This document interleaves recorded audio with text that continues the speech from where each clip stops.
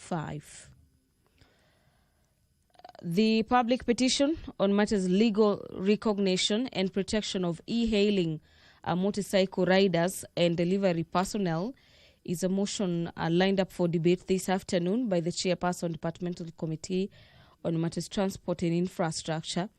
The Chair on the Committee on Transport, on behalf of his committee, will be seeking to have the House adopt the report on the Committee for Transport on its consideration of the public petition number 14 of 2024.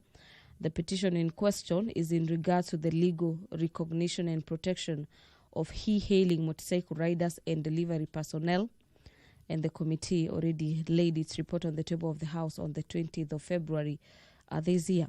And away from that, the state of security in 6 counties of the North Rift, being Baringo, Elgeyo Marakwet, Turkana, West Pokot, Samburu, and Laikipia counties. This is a motion by the Chairperson, Departmental Committee on Administration and Internal Security.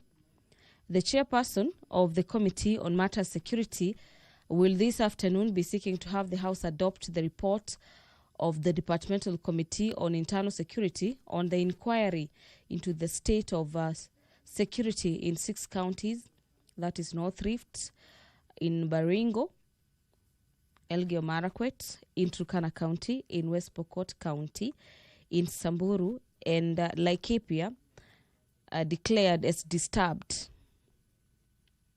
The report on the investigations by the Committee on Security was laid on the table of the House on the 13th of August 2024. The Basic Education Amendment Bill, National Assembly Bills number 59 of the year 2023, is a bill currently at the second stage of the bill.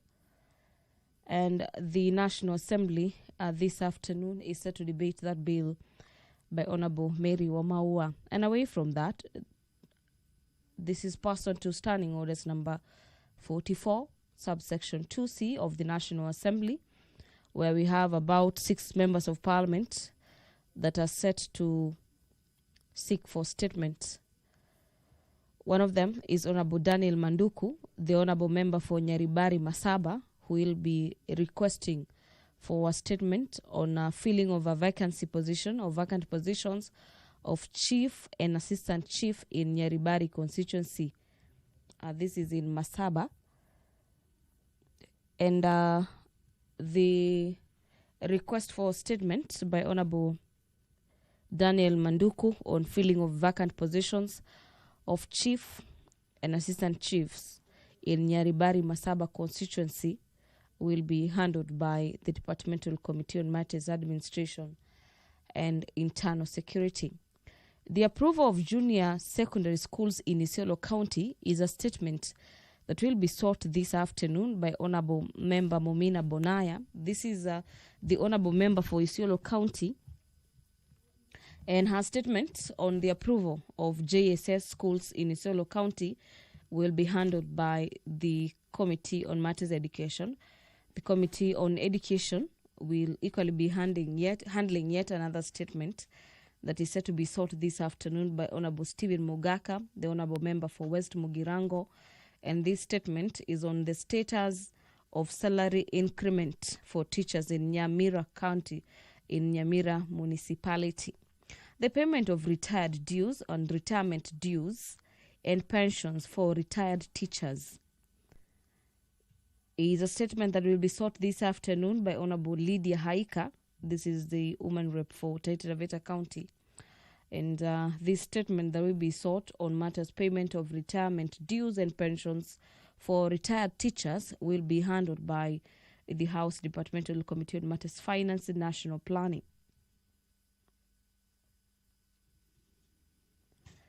Joyfrey Ruku, the Honorable Member for Mbere North, will be requesting for a statement this afternoon on the payment of last expense and death gratuity under NHIF and the Public Service Superannuation Scheme. And this will be handled by the Committee on Health. And finally, Honorable Doris Donya, the County Woman Representative for Kisii County, will be requesting for a statement on utilization of fuel levy funds. And this statement will be handled by the Committee on Matters Transport and Infrastructure. Honorable Gladys Boss is already in the chamber this afternoon. Allow me to hand you over for this live broadcast. Enjoy your viewing. Honorable members, let us pray. Almighty God, who in your wisdom and goodness have appointed the offices of leaders and parliaments for the welfare of society and the just government of the people, we beseech you to behold with your abundant favor as your servants whom you have been pleased to call to the performance of important trusts in this republic.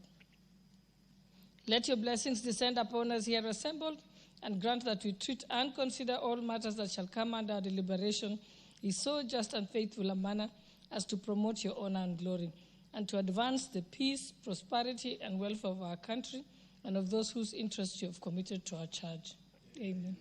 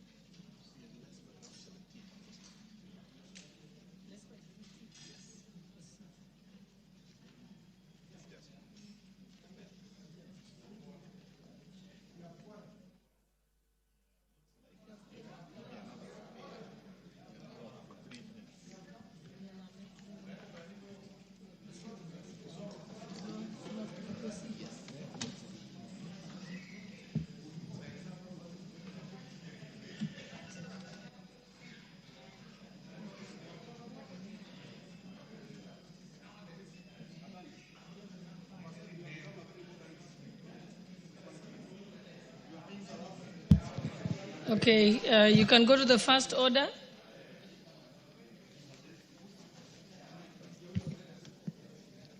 Order number 1, administration of oath. Order number 2, communication from the chair. Order number 3, messages. Order number 4, petitions. Order number 5, papers.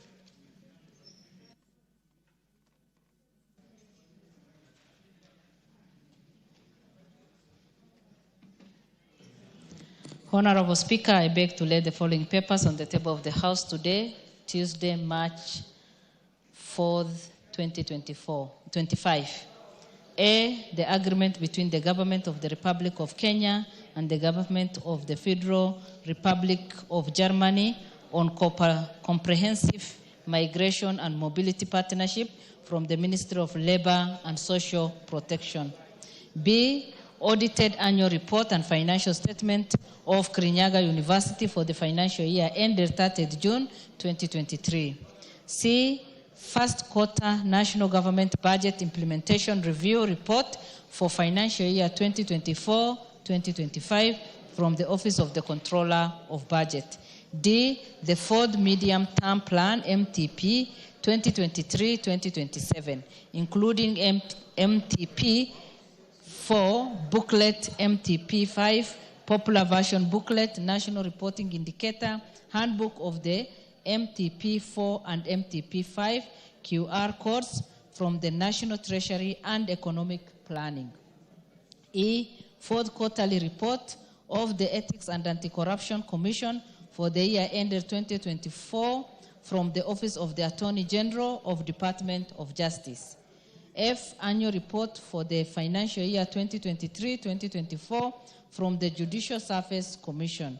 G, annual report of the financial year 2022-2023 from the National Cohesion and Integration Commission. H, report of the proceedings of the 82nd session of the Executive Committee and the 46th Conference of African Parliamentary Union 2024 held in Jamera, Chad in October 2024, and the Secretary General of Africa African Parliamentary Union.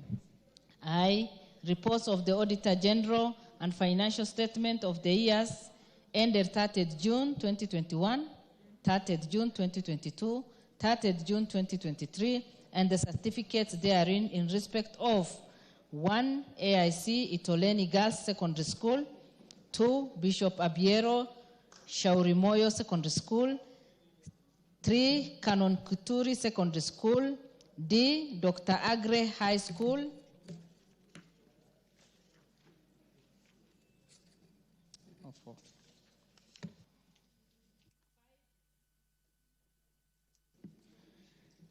5. Gachoire Girls High School, 6. Gadaidi Secondary School, 7. Gadanji Secondary School, 8. Gadiga Secondary School, 9. Gede Secondary School, 10. Gichuru High School, 11. Gitiha Secondary School, 12. Ikanga Boys Secondary School, 13. Kajembe High School, 14. Kanjeru Girls High School, 15. Kenyatta High School, 16. Kituma Secondary School, 17. Hiome Boys Secondary School, 18. Larry Boys Secondary School, 19. Mahimayu Girls Secondary School, 20. Magutu Girls High School, 21. Malindi High School, 22. Marifano Secondary School, 23. Matuga Girls High School, 24. Mazeras Girls Memorial Secondary School, 25. Mbitini Girls Secondary School, 26. Munyu Girls High School, 27. Murera Secondary School, 28. Ngala Memorial Secondary School, 29. Ngala Memorial Secondary School, 30. Our Lady of Fatima Kiriko Girls Secondary School, 31. Sane Girls Secondary School, 32. Senior Chief Mwangeka Girls Secondary School, 33. Shimolatewa School, 34. St. Mary's Girls High School, Igoji, 35. St. John's Girls Secondary School, Kilifi, 36. St. Ursula Girls Secondary School, Tungutu, 27. St. Charles Loaga Secondary School, and 28. Voi Boys High School. Thank you, Honorable Speaker, and I lay.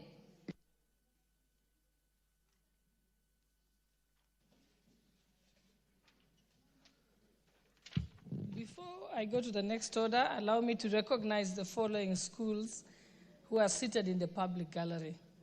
Kamongoso Secondary School from Bomet Central Constituency, Bomet County. Riara Springs School from Embakasi South Constituency, Nairobi County. Kangwanja Primary School from Maidioya Constituency in Murang'a County. I think I'll call upon the member for Bomet Central to welcome them on our behalf.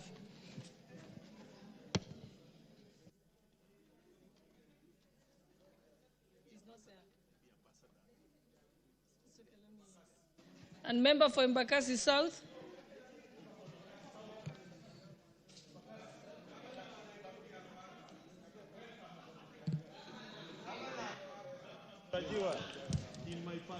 Welcome the schools on our behalf. Thank you very much, and Madam Speaker. There's a school from Embakasi South called Riara Springs School. Thank you very much, Madam Speaker. On behalf of Mheshimiwa Mawade, I want to take this opportunity to welcome the students from Embakasi South constituency, and I want to give you a word of advice as our children that education is the key to success. The roots of education are so bitter, but the fruits are so sweet. Remember, boys and girls, when you are in school, right now focus on books and pens. If you must kiss a man, kiss a book. If you must hug a girl, hug a pen. That is the only thing that shall rescue you from the bondage of poverty. Thank you and God bless you.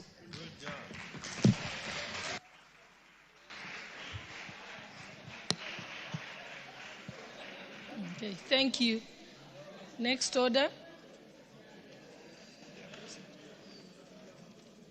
Order number 6, notices of motion.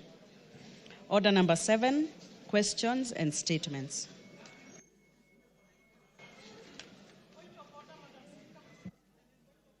Yes, what is your point of order, Honorable Muhia?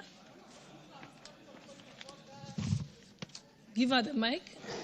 Honorable Speaker, I'm starting on point of order number 31.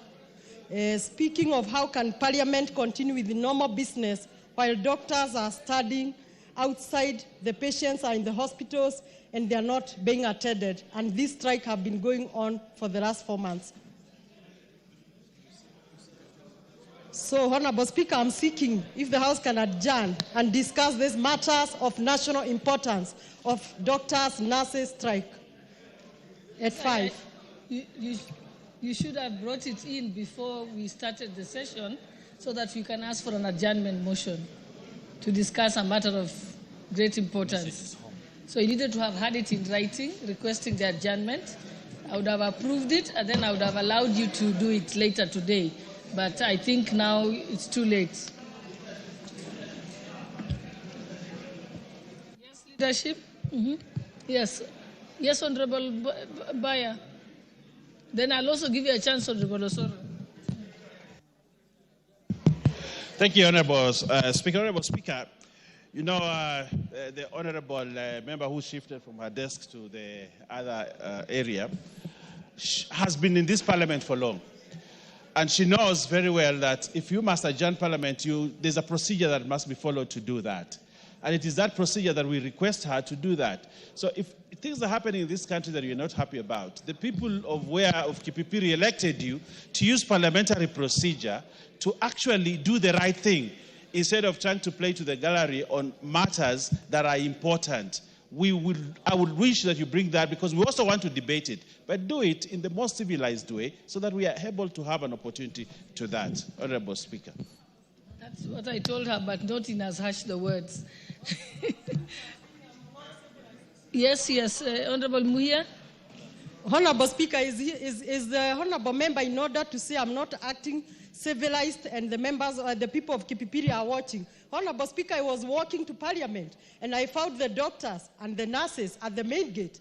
So obviously this is a matter of national importance, and I would go with your guidance, Honorable Speaker, that I put the adjournment motion urgently tomorrow, and I'm sure you guarantee. Yes, thank you.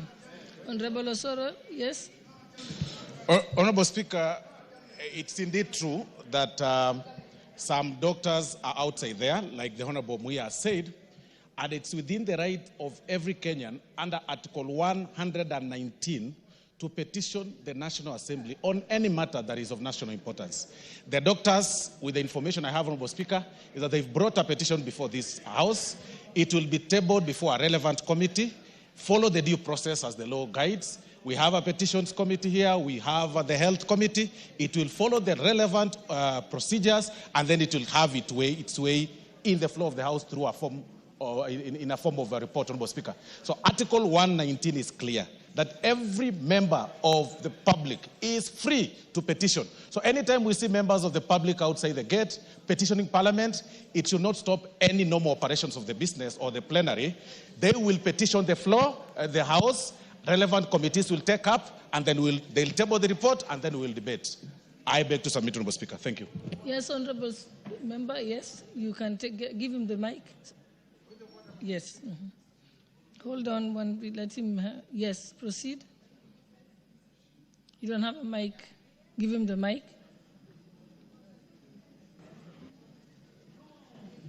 Thank you, Madam Speaker. I wish to also support my colleague here on the issue that she has raised. Right now, when we're walking into Parliament, we found the doctors and so many other health workers who are protesting that, and they've been on strike for the last 4 months. And I think as a country and as a people who represent the people of Kenya, this is a matter of national interest, and there are so many people lying in the hospitals who are sick, who will risk losing their lives. We should not stick to procedures, whereas there are people who are dying in the hospitals, and this is a matter that we should discuss and be seen as a serious Parliament who takes interests of wananchi at heart. This, I think, we should support her in seeking adjournment of Parliament business and discuss that matter as a matter of urgency. No, there is nothing formal about people losing their lives. Yes. Honorable member, Honorable Member, we hear you.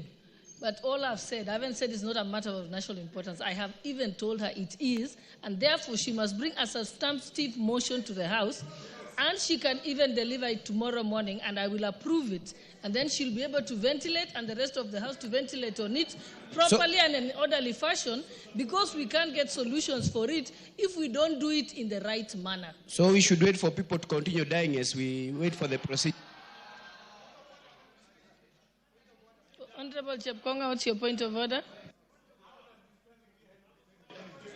Thank you very much, Madam Speaker. I rise pursuant to Standing Order number 83. Madam Speaker, just to inform this House that the right to picket is contained in Article 37 of the Constitution.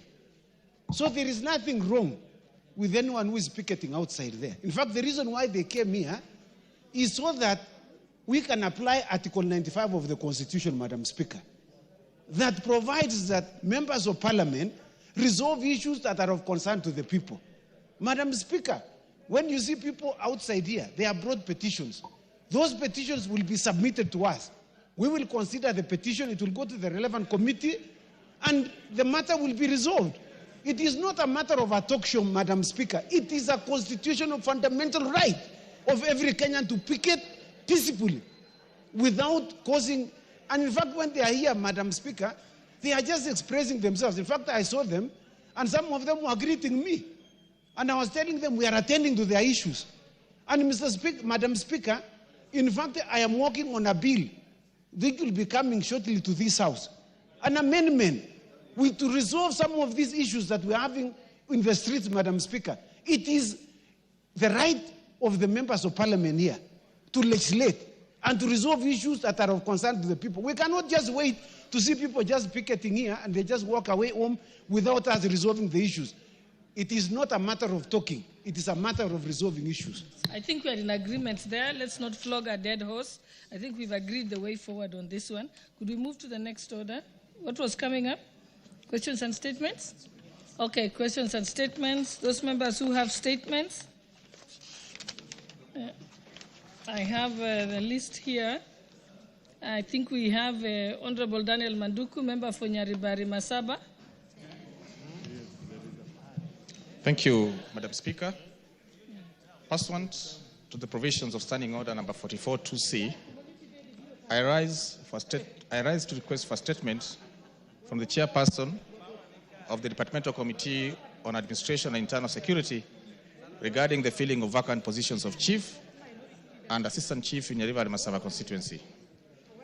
Honorable Speaker, Chiefs and Assistant Chiefs are pivotal in maintaining law and order at the grassroots level. They serve as the primary liaison officers between the national government and the local communities, resolving disputes, facilitating development initiatives, and ensuring security through prompt responses to issues such as crime and emergencies. Their roles are also essential for delivering effective national government administrative services. Regrettably, many residents of Nyaribari Masaba constituency are deprived of these essential services due to the absence of chiefs and assistant chiefs in various areas, specifically in Ikorongo, Irianyi locations, and Kegogi, Gekonge, Ikenye, Ivacho, Mesabisabi, Nyantrago, and Nyankononi sublocations, respectively. These vacancies have created significant gaps in local administration, undermining the effective governance and service delivery at the grassroots level. Honorable Speaker, it's against this background that I request for a statement from the chairperson of the Departmental Committee on Administration and Internal Security on the following. 1, a report on the status of recruitment of chiefs and assistant chiefs, including the challenges, if any, faced by the Ministry of Interior and National Administration in completing this exercise across the country. Number 2, the measures put in place to ensure that any vacant positions for chiefs and assistant chiefs are filled promptly, thereby eliminating gaps in administrative services faced at affected grassroots level. And 3, a definitive timeline when the vacant positions of chief and assistant chiefs in Nyaribari Masaba constituency will be filled. I thank you, Honorable Speaker.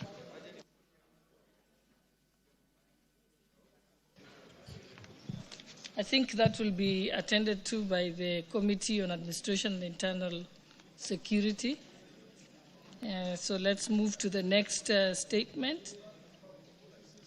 being requested by Honorable Mumina Bonaya, MP for Isiolo County.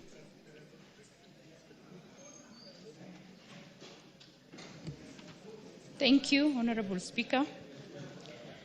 Honorable Speaker, pursuant to the provision of Standing Order 44-2C, I rise to request for a statement from the chairperson of the Departmental Committee on Education regarding approval of junior secondary schools in Isiolo County. Honorable Speaker, the transition to grade 9 in most parts of the country has been fairly smooth and seamless due to the concerted efforts in infrastructure development by both state and non-state actors. Despite these positive developments, Isiolo County remains concerned about the delay in approval of 18 junior secondary schools submitted to the Ministry of Education in March 2024 as listed below. 1. Yak Barsati, 2. Abagarse, 3. Merti South Muslim Girls Academy, 4. Our Situ, 5. Kubimatamuha, 6. Merti School for the Deaf, 7. Com New, 8. Mogore, 9. Bahari Girls Primary School, 10. Makarim Primary School, 11. Parkuk Junior Secondary School, 12. Longopito Primary School, 13. Kawalash Primary School, 14. Pakishon Junior Secondary School, 15. Rumate Junior Secondary School, 16. Lengewenyi Junior Secondary School, 17. Mata Arba, and 18. Dololodakie. Honorable Speaker, the delayed approval is causing significant hardship as learners are forced to walk long distances to neighboring schools approved to host junior secondary schools, leading to increased dropout rates. Honorable Speaker, it is against this backdrop that I request for a statement from the chairperson of the Departmental Committee on Education on the following. 1. The status of finalization of the pending approval of the 18 junior secondary schools in Isiolo County to ensure that learners are not disadvantaged by the limited number of junior secondary schools. And 2, plans by the Ministry of Education to ensure equitable access to junior secondary schools in marginalized areas that still lack grade 9 classrooms, notwithstanding ongoing construction efforts. I thank you, Honorable Speaker. Thank you. That will be marked to the Committee on Education for attention. Now we get to the Honorable Stephen Mogaka, member for West Mugirango.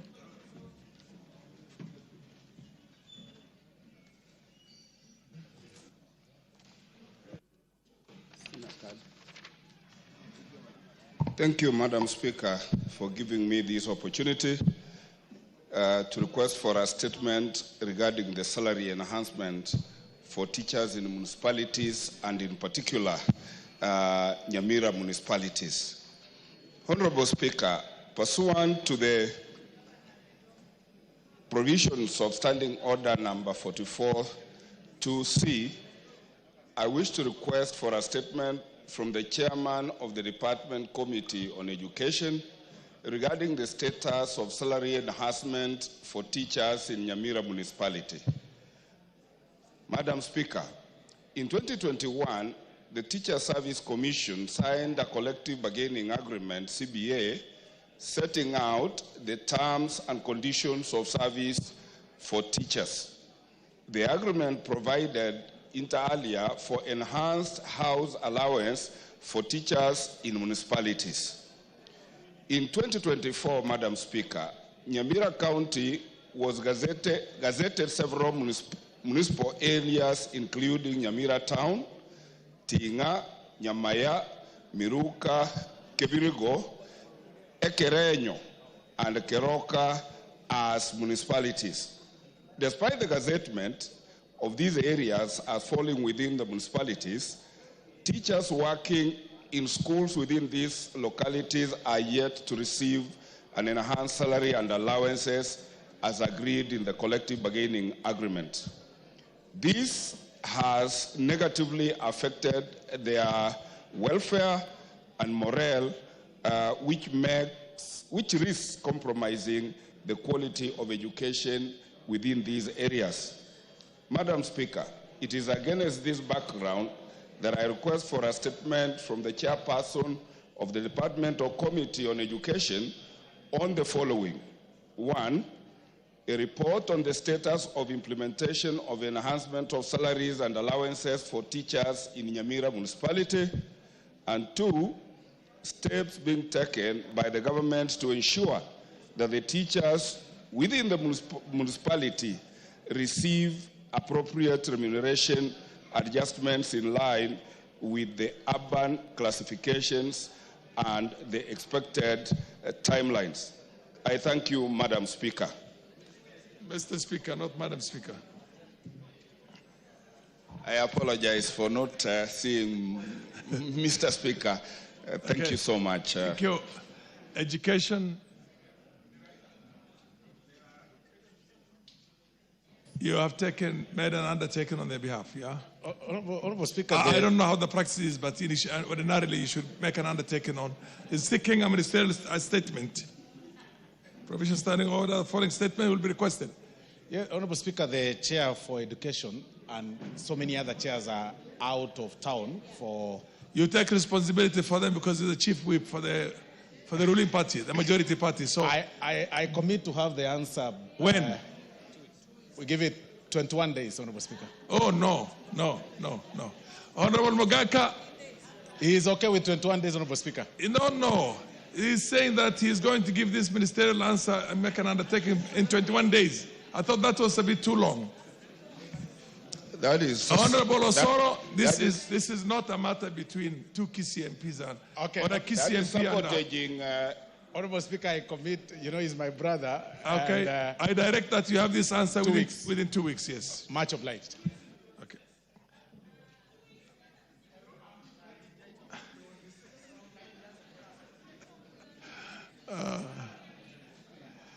Honorable Mogaka, there's a presumption. You can't anticipate recess before the motion of adjournment for recess is moved. So it's fair. I mean...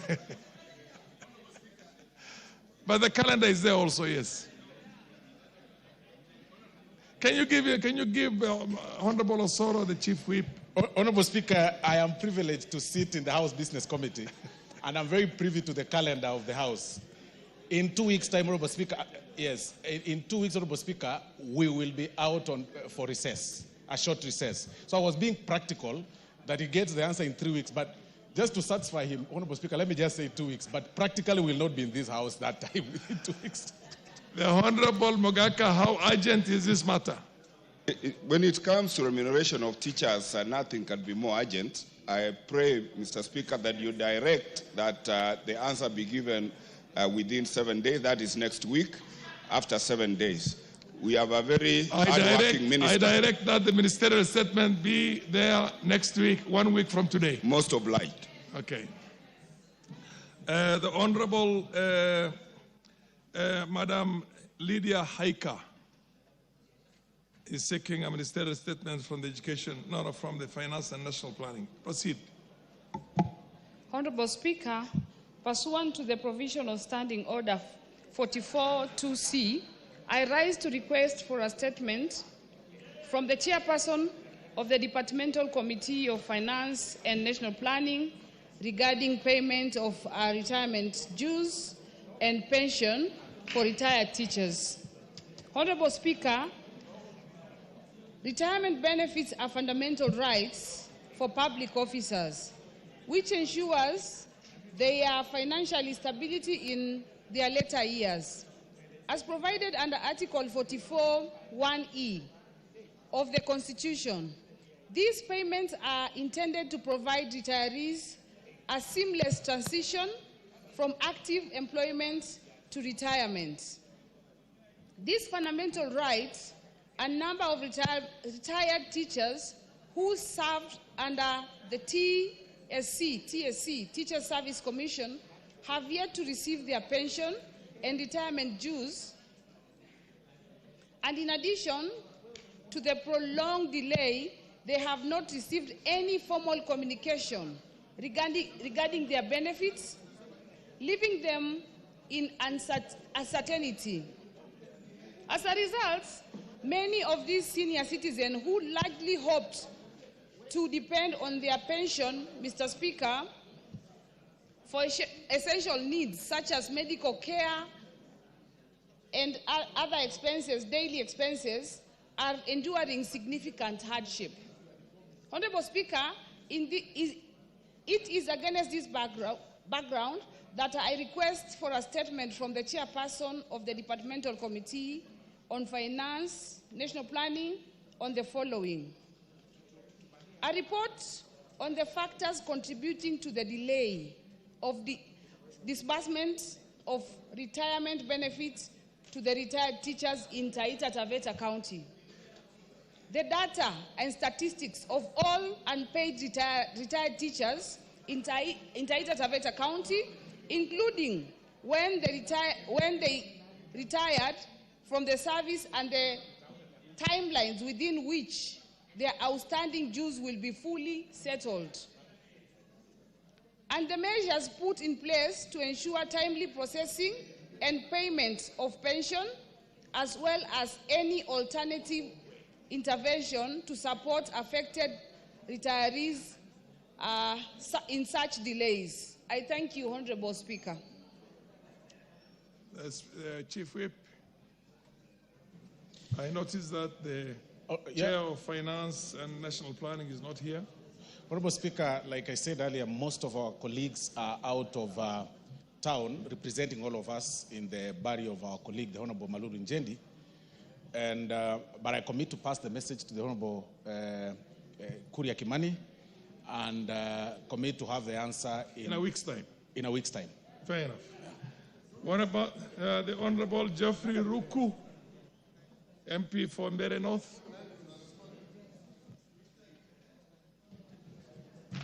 Thank you, Honorable Speaker. I rise to request for a statement regarding the status of payments of the last expense and death gratuity under the National Health Insurance Fund and Public Service Superannuation Scheme.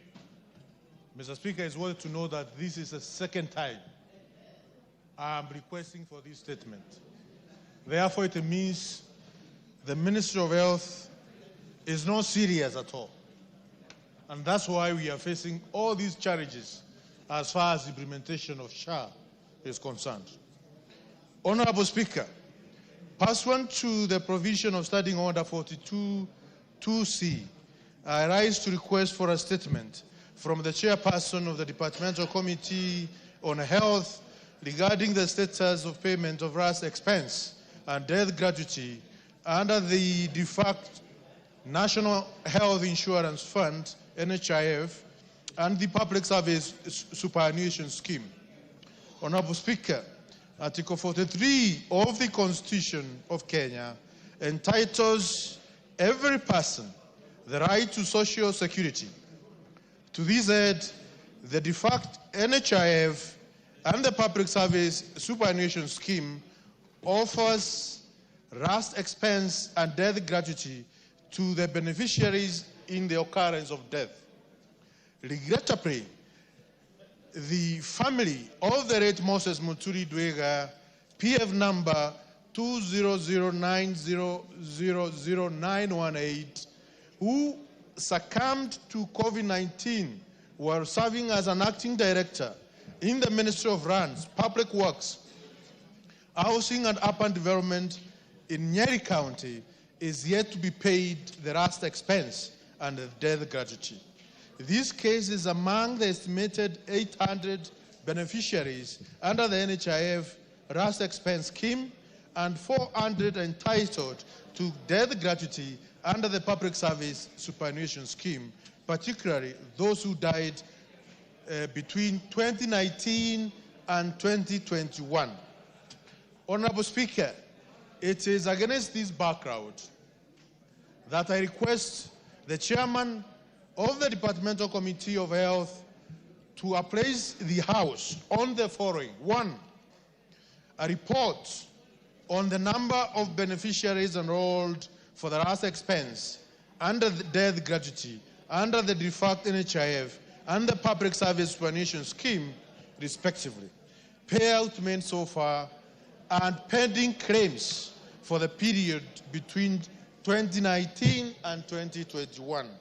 2, reasons why NHIF and Public Service Superannuation Scheme have not compensated families of beneficiaries who died were covered by the two schemes. 3, measures taken to secure beneficiaries from the loss of death gratuity following the winding up of the NHIF. And 4, the plans and timelines for immediate remittance of RAS expense and death gratuity to the affected beneficiaries and families, particularly the family of the late Moses Muturi Dwega of PF number 20090000918. I thank you, Honorable Speaker. And we should not be coming for statements again and again, Mr. Speaker. The Ministry of Health, they have the responsibility, the PS, we have several PSs there. We have a minister, we have directors. They cannot be able to answer a statement within 1 or 2 weeks. This statement was issued in last year in September, and up to now, March, there is no answer which has been given. It's a shame, Mr. Speaker. The Honorable, is it Osoro or Baya who is going to be? Order, Honorable Osoro. Now that you have the Deputy Majority Leader, would that still be in the purview of the whip? Yeah. On this particular one, Honorable Speaker, without really letting the cat out of the bag, I do not really want to disappoint the Honorable Rocco, but the Committee on Health is one of the committees that, and as I said, without really letting the cat out of the bag, that is being reconstituted, and the names will be tabled here possibly tomorrow by God's grace, or on Thursday, and that then means that the committee will proceed for elections to elect the chairman and the vice chair. So because of that short period of transition, I'll request the Honorable Rocco to be a little bit patient, perhaps 2 weeks or so, or 3, so that we are able to have a well-constituted committee that will handle the matter amicably.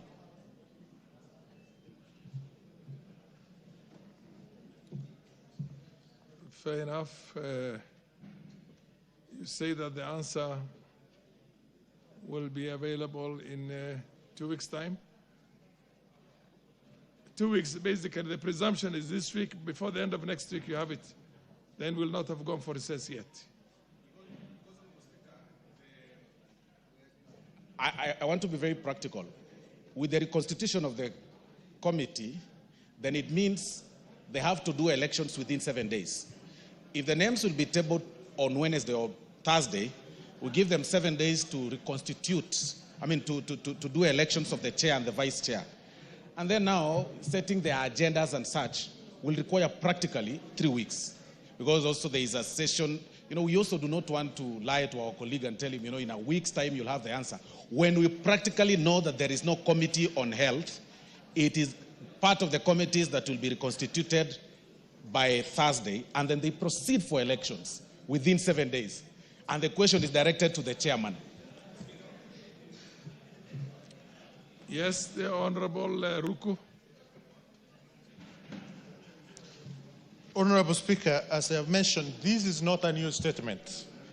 I have not changed even the wordings. And therefore it means the bureaucrats at the Ministry of Health, they have full information. They probably should give a direction, Honorable Speaker, that the clerk of this House can direct the Ministry of Health. As soon as the committee is constituted, they are able to transmit the answers of the 4 questions asked in this statement with immediate effect. Because it's a statement which has been with the ministry from September last year to now. I thank you, Honorable Speaker. Yes, the Honorable Baya. I hear Honorable Roku's frustration, and I share in his frustration. And I want to commit that in 2 weeks' time, Honorable Ruku, you will have a statement that answers the questions that you raise. Much obliged, Mr. Speaker. Yes, the Honorable Member of Parliament for Kajiado North. Thank you, Mr. Speaker.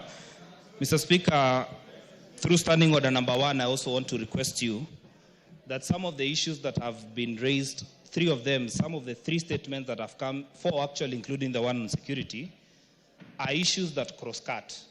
Continuously, now the Office of the Majority Leader does not provide when the CSS are going to come before this House, because some of the issues that are coming up, we should put the specific CSS and those PSS to task.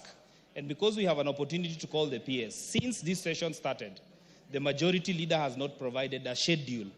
Because, Mr. Speaker, for instance, the issue of pensions has become a thorn in the flesh, and continuously the CS does not reply to letters that are coming before this House. Likewise, this issue that the Honorable Ruku has raised, I wrote a letter, but it was dropped down because the question that he had was before his.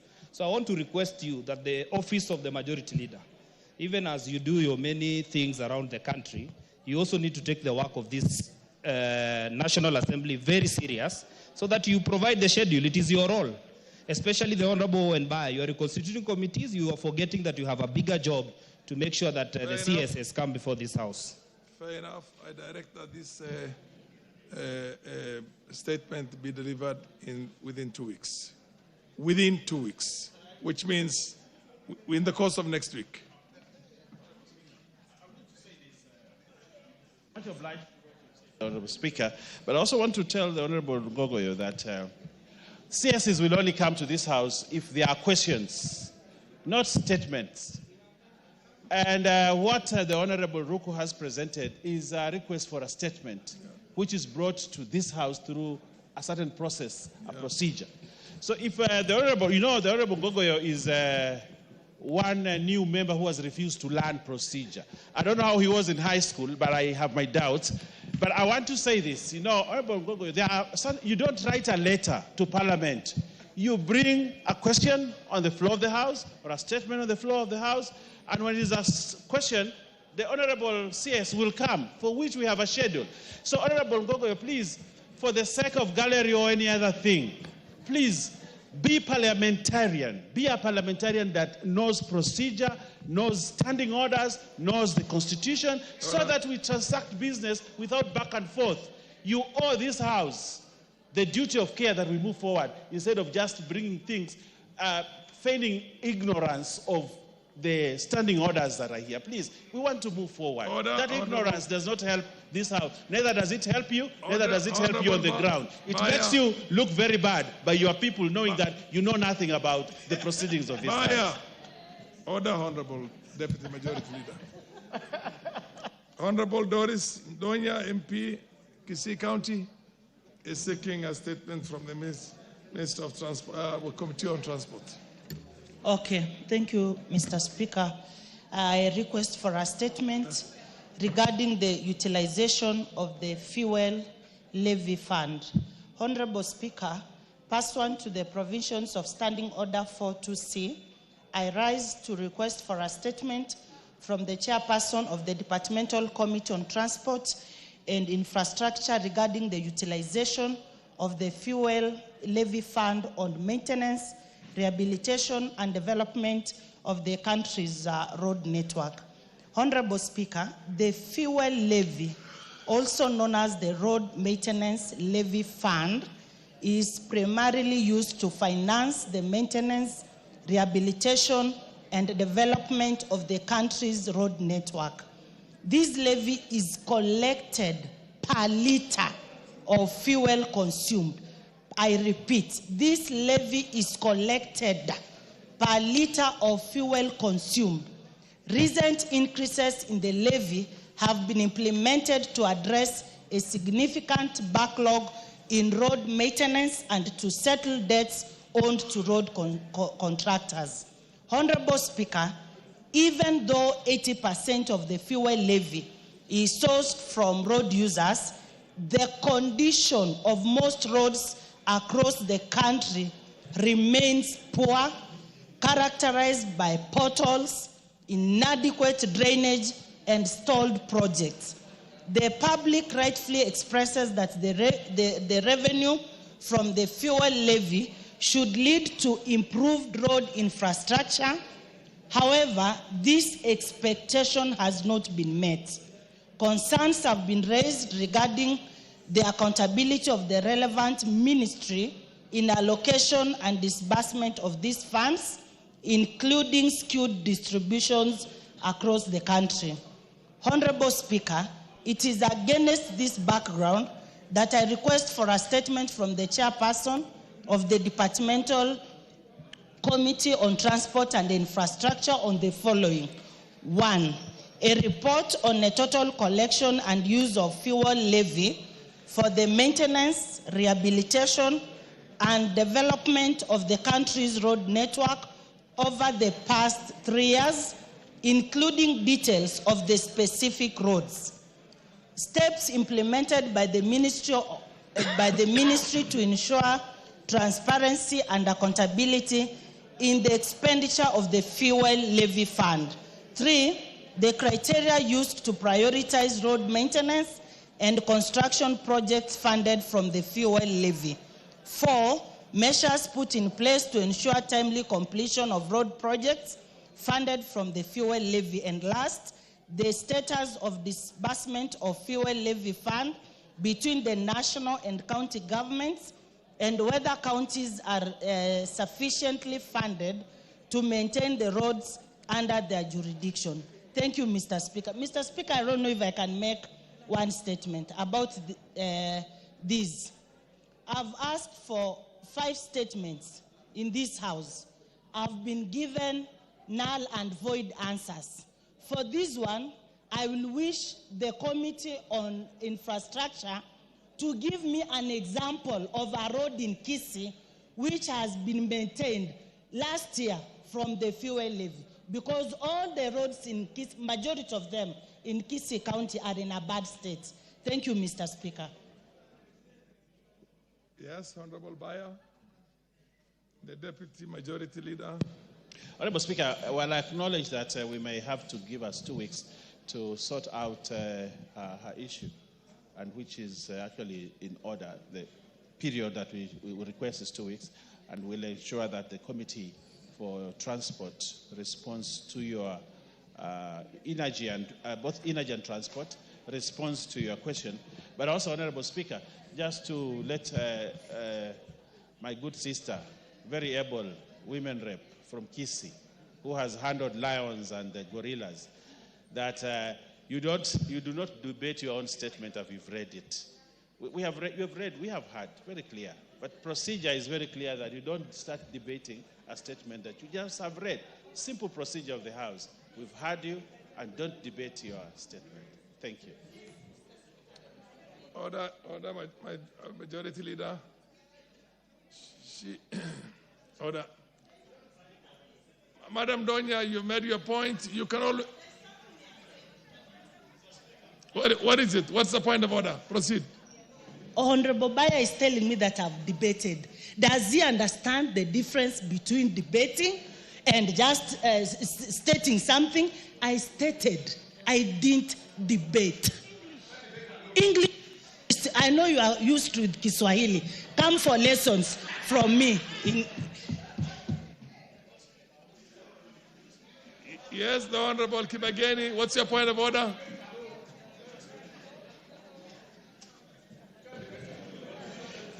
Thank you, Honorable Speaker. It is becoming increasingly concerning that the Majority Leader continually belittles concerns of members here and tries to hide behind standing orders and procedures. And I can see he's not even listening. I'm glad that he's being informed in Kiswahili so that he can get to understand. Order, Honorable Osoro. Order. You are in the leadership of the Parliament, and there's an important issue being raised and questions directed at you or concerns, and both of you are engaged in another small kamukunji. Proceed, Kibageni, and listen to what Kibageni raises, the concerns. Yeah. My concern goes to the majority leader and the majority whip, that they continue to belittle concerns of members, the questions and statements that are being made in the House by members representing their constituencies and Kenyans at large, whereby particularly the majority leader today, Honorable Bayer, who has belittled our honorable women representative from Kisii County and other members who have raised concerns this afternoon. We request that sometimes we try to be serious. While you try to hide behind standing orders and procedures, you need to have some decorum in the way you respond to members. Thank you, Honorable Speaker. Yes, the Honorable Dr. Makali Mulu. What's your point of order?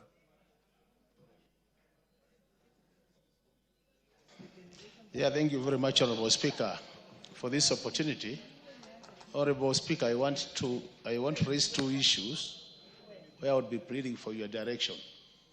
The first issue, Honorable Speaker, is the last season I did raise a statement. Order. Let's dispose of the business that's before us, which is the Honorable Donya's request for a statement. Bayer, you haven't given a concrete undertaking on when you'll have the statement ready. Can you say it again if the chair has not heard you? When will you have the statement ready? I think, Honorable Speaker, very clear that we'll do it in 2 weeks, and the Honorable Lady agreed. In 2 weeks' time, I will inform the committee of... Within 2 weeks, because after 2 weeks, the House will be in recess, which means by next week you have to do. Yeah, but the report will be ready. Okay, fair enough. The statement will be ready. Okay.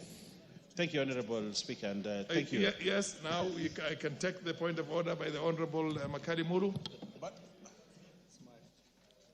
Proceed. What's your point of order? Yeah, Honorable Speaker, I was saying I wanted. And I plead with the majority leader and the majority whip to please listen to the honorable member so that you can respond appropriately. Proceed, Makali Muru.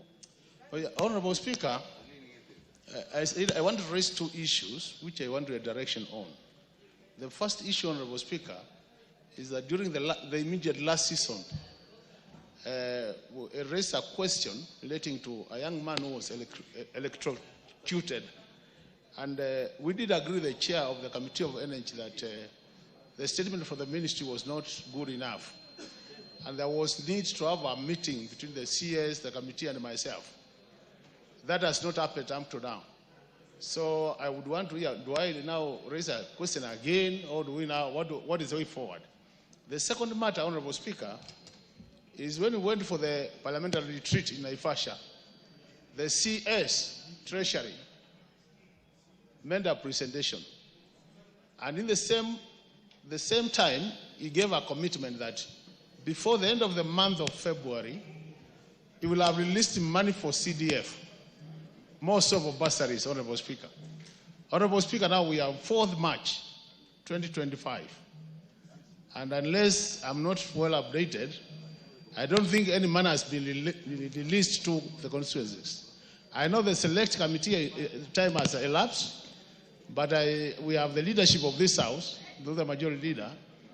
How I wish, Honorable Speaker, that we could be updated on where we are. Why am I raising this matter, Honorable Speaker? Is because I think, Honorable Speaker, the executive has started taking this House for a ride. They give commitments in terms of timelines, they never honor them. I don't know for how long are we going to continue this way, Honorable Speaker. And if we don't really act on some of these issues, Honorable Speaker, this House will become very powerless and will just become a talk show, which I would really want to avoid, Honorable Speaker. So maybe, Honorable Speaker, those two issues I could be updated on or responded to through your office, Honorable Speaker. I really appreciate. Thank you, Honorable Speaker, for the time. On the first one, regarding the statement that you sought from the Committee on Energy, am I right? They have lapsed, so you have to reintroduce it again. Unfortunately, that's the rules. It was, come again? The question was responded to, but we were in agreement that it wasn't good enough in terms of the so the chair at that time the chair had committed to have a round table meeting either. Okay. Yes. Whip, can you give an undertaking on that that roundtable meeting between the Member of Parliament, the committee, and the Energy Ministry. Honorable Speaker, similarly, just like I said in the earlier statement, while again I do not want to let the cat out of the bag, the Committee on Energy is again one of the committees that is being reconstituted afresh. And the tables, the names of the members will be tabled here tomorrow or Thursday, Honorable Speaker, if the House Business Committee sits tomorrow. So I want to commit to the Honorable Makali Mulu that give or take, we work within 2 weeks or thereabout, or at most 21 days, and I think he's in agreement because he's a senior member of this House. He understands the procedure.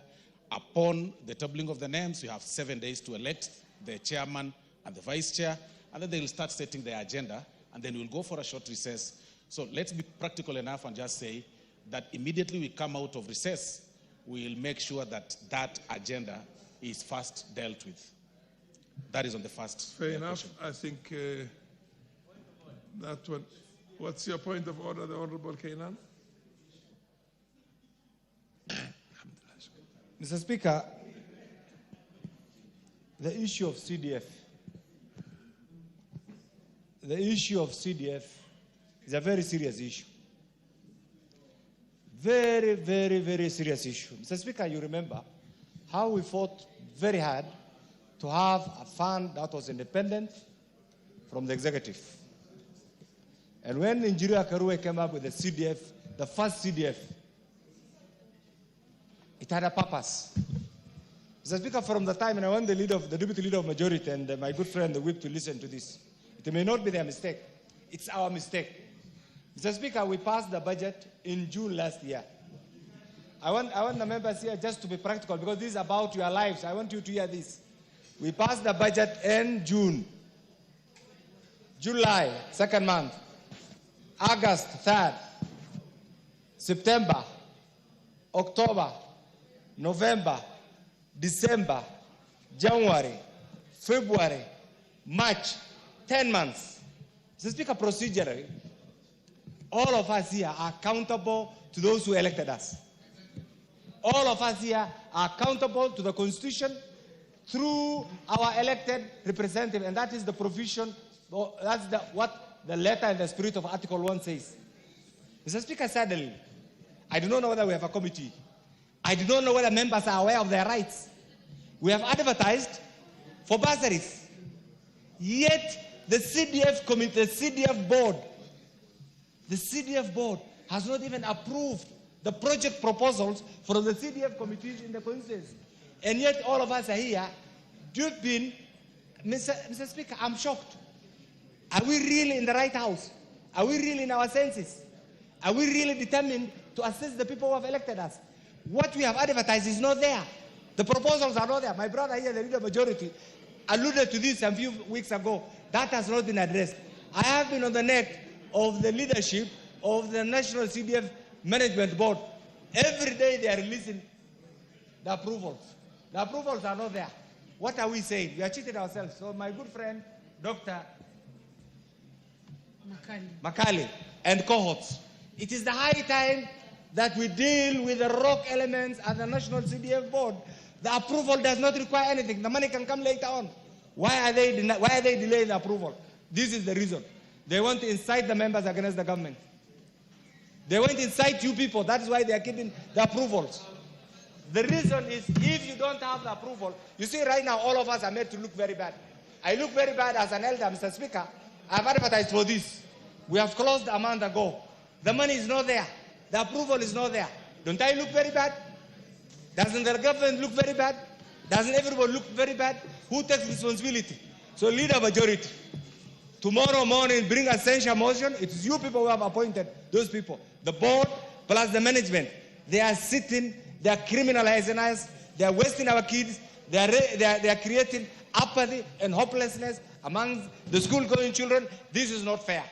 In the modern day Kenya today, for somebody to take us round for 10 months without the approval, colleagues, if it was those days, tomorrow morning we'll have a motion to disband that board, to disband the management, and have a new team that will decisively deal with CDF and implement CDF. The CDF we used to have in mind is not what we are seeing right now. So my good friend here, I've raised this in the House Business Committee. Give us the approvals. If truly you care about the welfare of those school-going children who require fees. In particular, Mr. Speaker, where you come from and where I come from. Right now, the temperatures are hitting 40. Yeah, you have. Temperatures are hitting 40. Parents are not getting assistance. Students are out of school. Yet here we are. We have put adverts. The money is not there. So I challenge you, leader. If truly you represent the government, can you ask those guys to be accountable to what we have asked them to do? Thank you, Mr. Speaker. There's a lot of interest this matter has generated. Can you listen to one or two more interventions before you? The Honorable MP for Funyula, and then Elachi Beatrice. Thank you, Honorable Speaker. Be very brief. Yeah, thank you. I'll be very brief. Honorable Speaker, we have walked this journey for far too long, and we took the CS word very, very clearly, and we understand that we will honor his word. We have few months to the end of the financial year, and obviously whatever date we get the money, there's going to be an audit issue that the funds for the particular financial year were not utilized adequately and promptly, and therefore there was no value for money. We just want to urge, through the office of the majority, bigger trouble than the country has been made to believe we are. If mundane contribution like CDF cannot be disbursed, and the same applies even the ordinary budgets also, Honorable Speaker, the development budget is not being disbursed, does it mean then we are sinking in a hole every day? This romantic story we are being given that the economy is doing well is just, it's just stories to assuage people, to make them feel good. Honorable Speaker, we need to be told the truth of the matter. Finally, as I conclude, Honorable Speaker, many of the constituencies that have submitted their project proposals for 2020, 24, 2025 have long received the code list. Those that have not received the code list probably had issues with the submission. On that, I can defend the CDF board, I can defend the committee, that where we are is not a problem of their making, it's a bigger problem this country has, which nobody is willing to tell us the truth. The truth shall set us free. Thank you, Honorable Speaker. Yeah, Elachi Beatrice. Thank you, Mr. Speaker. Mr. Speaker, I also want to just weigh in and say, you know, sometimes, especially right now when the students had come home, they have finished their midterm, they are going back. One of the challenges many of them face, Mr. Speaker, is the children who, especially who are vulnerable, orphans, who know very well it is just through CDF I'm going back to school. But having said that, I believe the CS released money last week, if I am not wrong. And so I think it is the board now that needs to give us clarification or to tell us, after they released the money, have they released? Have they released the code lists? Have they released the AIs so that people can now start going through? For us who had finished, we had checks, we are waiting for them to give us the money so that the checks are also signed. So, Mr. Speaker, it's just a web that needs to be clarified, and I think that's what we need to look at. And I need to tell the board, while we support you, you need to always remember, bursary is the most sensitive thing in this whole thing of NCGDF. So you don't joke with bursary. You can joke with development, but bursary for students, it's not right. Thank you, Mr. Speaker. Honorable Russell, are you also on the same? Thank you very much, Honorable Speaker. Be brief, very brief. Honorable Speaker, I want to thank Honorable Makali Mulu for raising this issue. I think we have been going to the CDF board since beginning of the year and also before we went on the long recess. CDF is not any common fund. It is fund. That's why these young people in the gallery, that's why they go to school.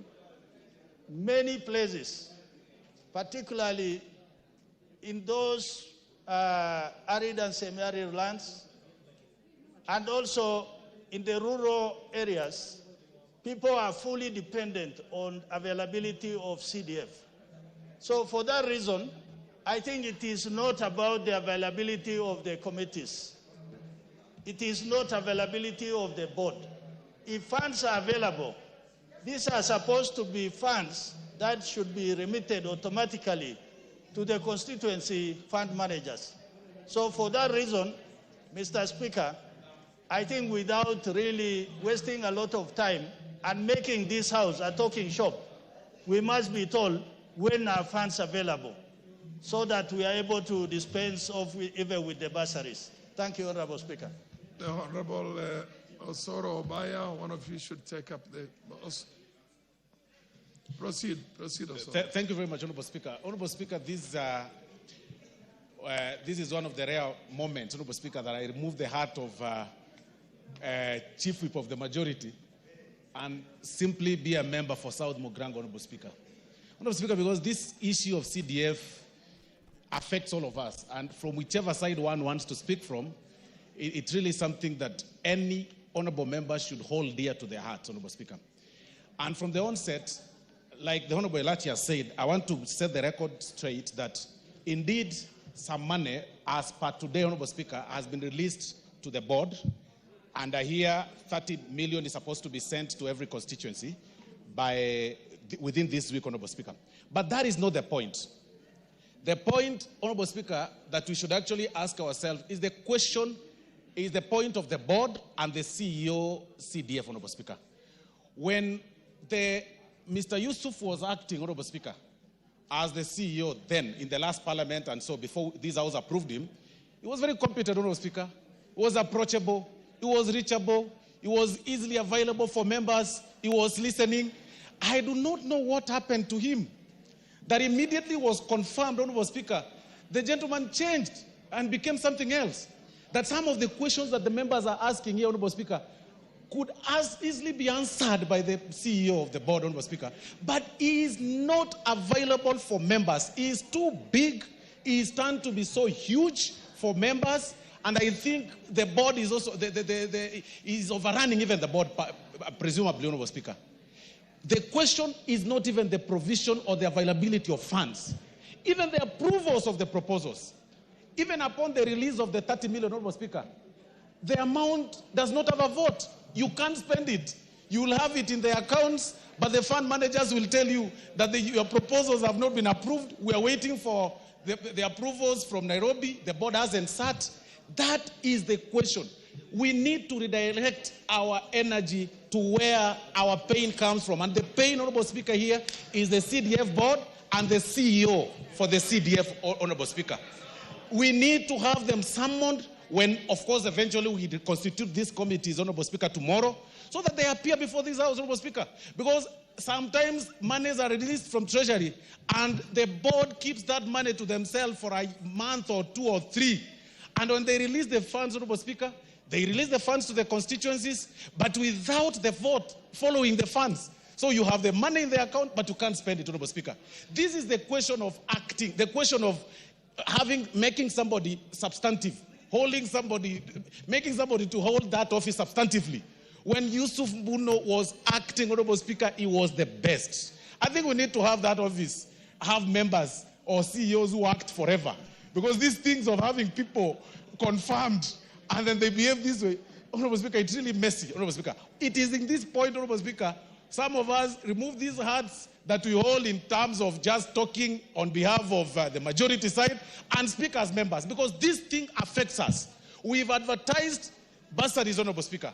We have had our young people fill the forms, Honorable Speaker. It is 3 months. We have no funds. I mean, really, where do you want to defend? Whom do you defend here? I choose to stand in the point of the poor parents in my constituency. I choose to stand in the side of the students, Honorable Speaker, in my constituency. And I say that the board should face the committee and explain what the problem is. I beg to submit, Honorable Speaker. Thank you. Under circumstances in the yes, Owen Baya, you want to add something? Okay, proceed, Owen Baya. Honorable Speaker, just before you weigh in on that, Karoli. The opportunity. Yes. I would really want to invite members to pay very keen attention to the budget policy statement with respect to the CDF. The reduction of CDF allocation is at 38 billion. So what we are discussing is just a tip of the iceberg. We have a bigger problem that we will be dealing with in the next few days. This is the only fund that works for the people. This is the only fund that leaves no pending bills. This is the only fund that is not overpriced in terms of procurement. If you study the current PB budget policy statement, which I have here, I've looked at the 170 pages, and I already have 15 issues to raise. One of them is the reduction of the allocation for CDF at 38 billion. That is the information I want to leave for the House. Thank you, Honorable Nyamai. Thank you very much, Honorable Speaker. Honorable Speaker, this matter of CDF disbursements is so serious that it cannot be ignored. We have already engaged our constituents. We have gone round all our wards and had students fill forms for bursaries, and it has taken so long. Now we are about, this is the beginning of March, and we did this work in December, Honorable Speaker. I think there is a problem that needs to be discussed very seriously. I'm encouraged to hear the representative, the whip, the Honorable Osoro, saying that 30 million shillings is going to be disbursed to each constituency. So this means that we'll be able to deal with the bursaries. But Honorable Speaker, that is good, and I congratulate the Cabinet Secretary, our former colleague, because he has kept his word, at least for the bursaries, because he said that he will do it by the end of February, and he has done it, plus or minus a few days. But Honorable Speaker, we have a problem at the board. Even if we get the other monies disbursed by CDF within those few months, with projects that have never been approved, Honorable Speaker, how are we going to deal with this? So I believe that it is time to invite the CEO so that he can face the House, so that he tells us what is it that he does not have. Is it that the good staff that he had, some of them have resigned and left? Is it that there is a problem within the board? Because the way things were being done, the last 12 years, Honorable Baya and others who have been here for the last more than 12 years, we can attest that there is slow motion. Honorable Speaker, there is slow motion at CDF board. We need to know what is the source of the slow motion in CDF. Mr. Mbuno needs to tell us where the challenge is. Thank you, Honorable Speaker. Honorable Baya, there's a lot of lamentation here. The fact that the members of parliament are complaining and the leadership of parliament is also complaining. Maybe you should now take upon yourself the proactive position of summoning the board. Because in the absence of a committee, the committee has the powers to summon the board and engage the board on these matters. In the absence of the, pending the composition of the committee, I think as a leadership of the majority party in the House, you have that responsibility to be able to, along with your minority leadership, to call the CDF management as well as the board and level up with them and come back and report to the parliament, to the House. Thank you, Honorable Speaker. Honorable Speaker, I want to say this about CDF. And I want to urge members here, this CDF, like has been said by Honorable Dr. Makali Mulu, is the only fund that we have that works, that has given us results, that has ensured equity in this country. Those areas that were left behind have been brought forward because we have CDF. And we should not lose sight of the ball on this. We have to come up strongly as members of this House and defend CDF. We cannot allow the management there and the board to play games with CDF. And I want to tell Mbuno and his team, they will not win this war. If they want to play with Parliament on the issue of CDF, then they will get out of the way and Parliament will have its way. Because this is something that is fundamental for the development of this country and the children that many of them are today here in the gallery. So I want to tell the board very clear, in very clear terms, that they have to either follow the highway or get away out of the highway. Can you use your office? And I'm coming to that, Honorable Speaker. To summon them to your office? I'm coming to that. Along with the rest of the leadership of the parliament. I'm talking about the majority leader, the minority leader, and maybe the whips. And then you engage them on that. That what I want to say. Because if those in authority like you, complain, and every other member of parliament also complains, then you're not going anywhere. So I'm not complaining, Honorable Speaker. I'm making very strong statements. I'm not complaining. No, but you're complaining about the board and the management. No, I'm only telling them off. And Honorable Speaker, what I want to say is this, that we will summon the board here. Yes. Before the House Business Committee, Honorable Speaker, on Tuesday. And they'd rather prepare for that meeting so that they come and explain why. Fair enough, then you come back and report to the House. And they will come and report. But I also want to inform members that as I sit here, 30 million has been disbursed per constituency as of today. So if you check with your fund manager, you'll realize that you have 30 million. 30 million, you could use the period for the recess, actually the short recess, to actually disburse the bursaries so that we make sure our children are at school. But 30 million, as we speak, is in the accounts of our constituencies. Fair enough. I thank you, Honorable Speaker. That matter is settled. Honorable members, I want to, before you rise on a point of order, I just want to make one or two announcements. I want to appreciate the presence of a number of schools here in the public gallery and the Speaker's gallery. In the Speaker's gallery, we have Machakos Girls High School. We also have in the,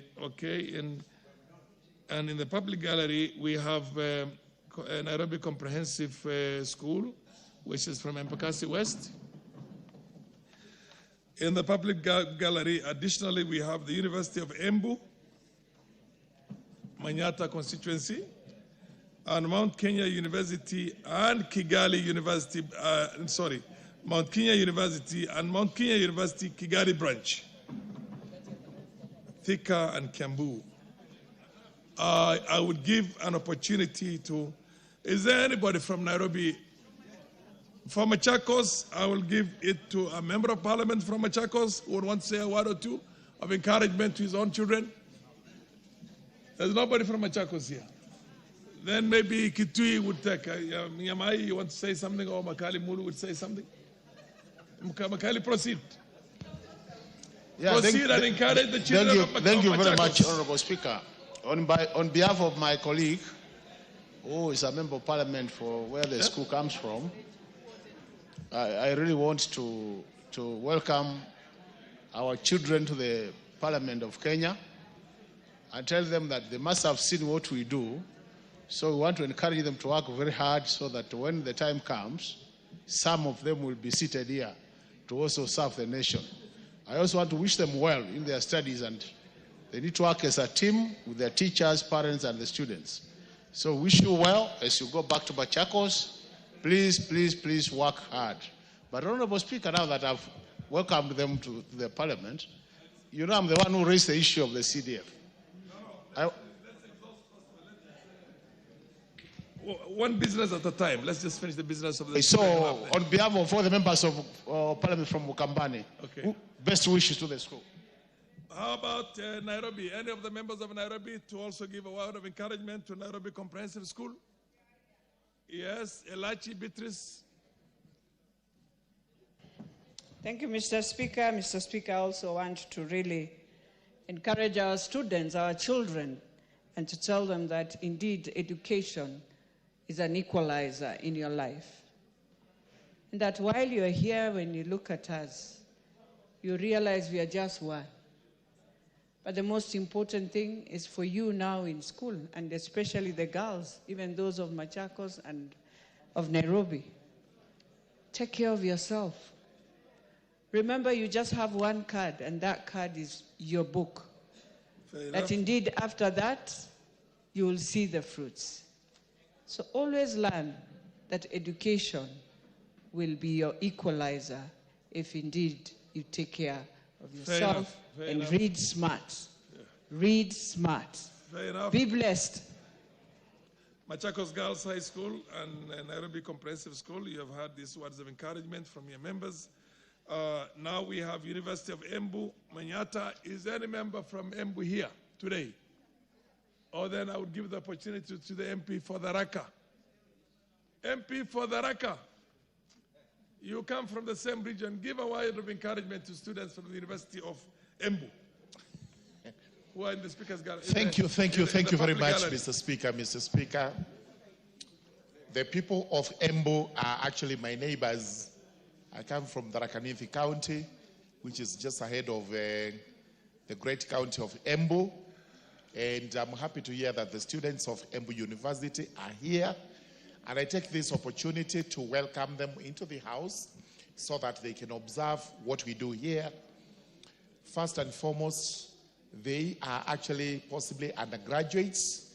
They will soon be qualifying with their degrees, and many of them may actually intend to run and become members of this house.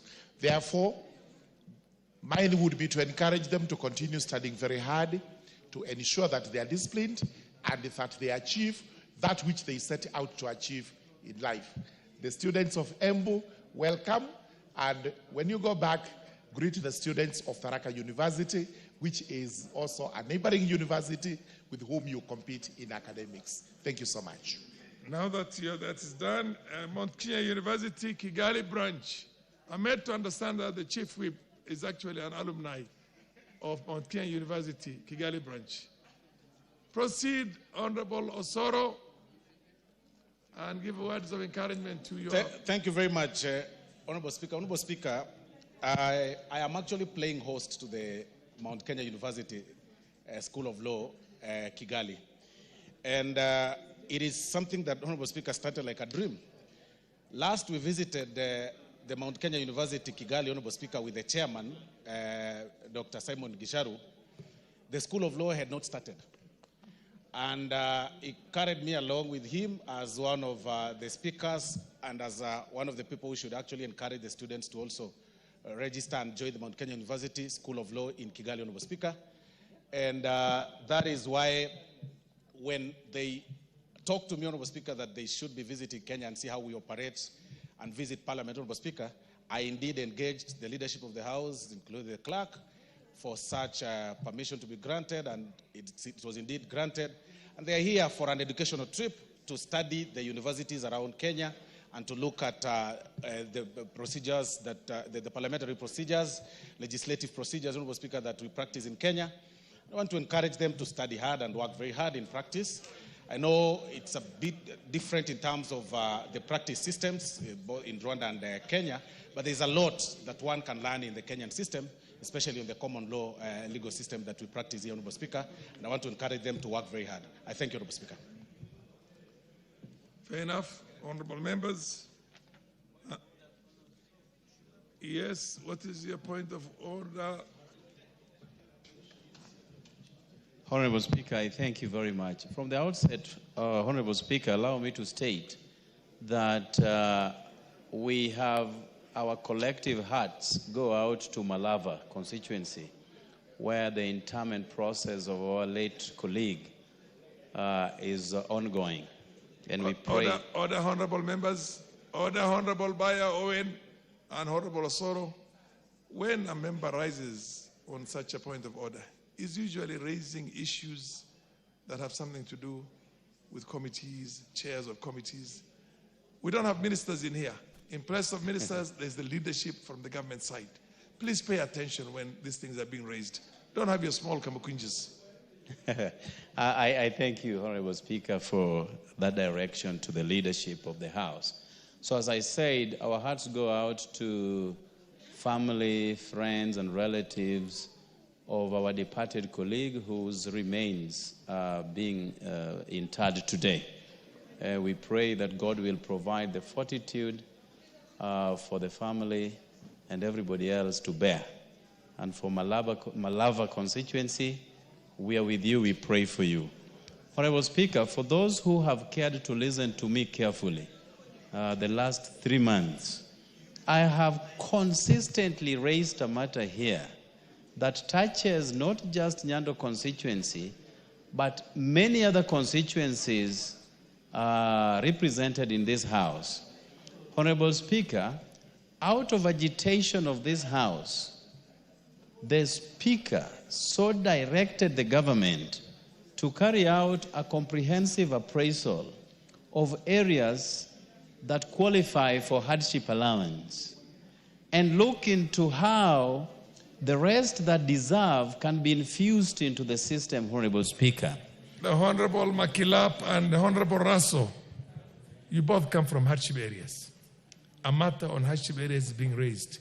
The Honorable Faith, Madam Faith,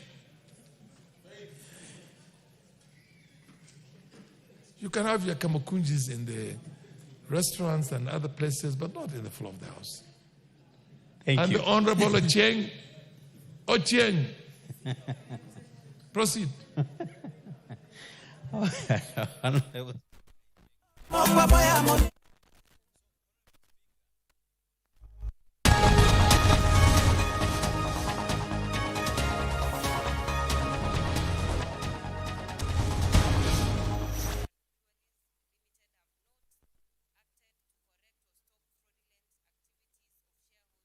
Acquisitions.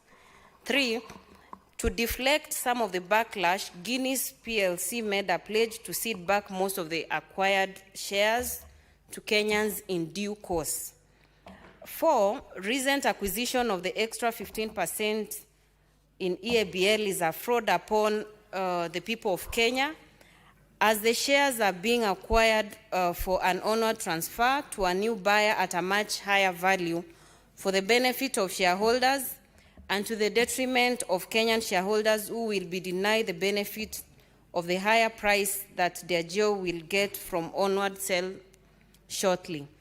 5th, employees of EABL have been bullied, coerced, threatened, and otherwise intimidated to sell their share options to Diageo PLC, which is against the laws of Kenya. Then there was an onward sale of Diageo interest in EABL has agreed with Heineken Castle Group, and purchase of an additional 15% shares is meant to ensure that Heineken Castle Group of controlling stake in East Africa Breweries Limited after the onward sale.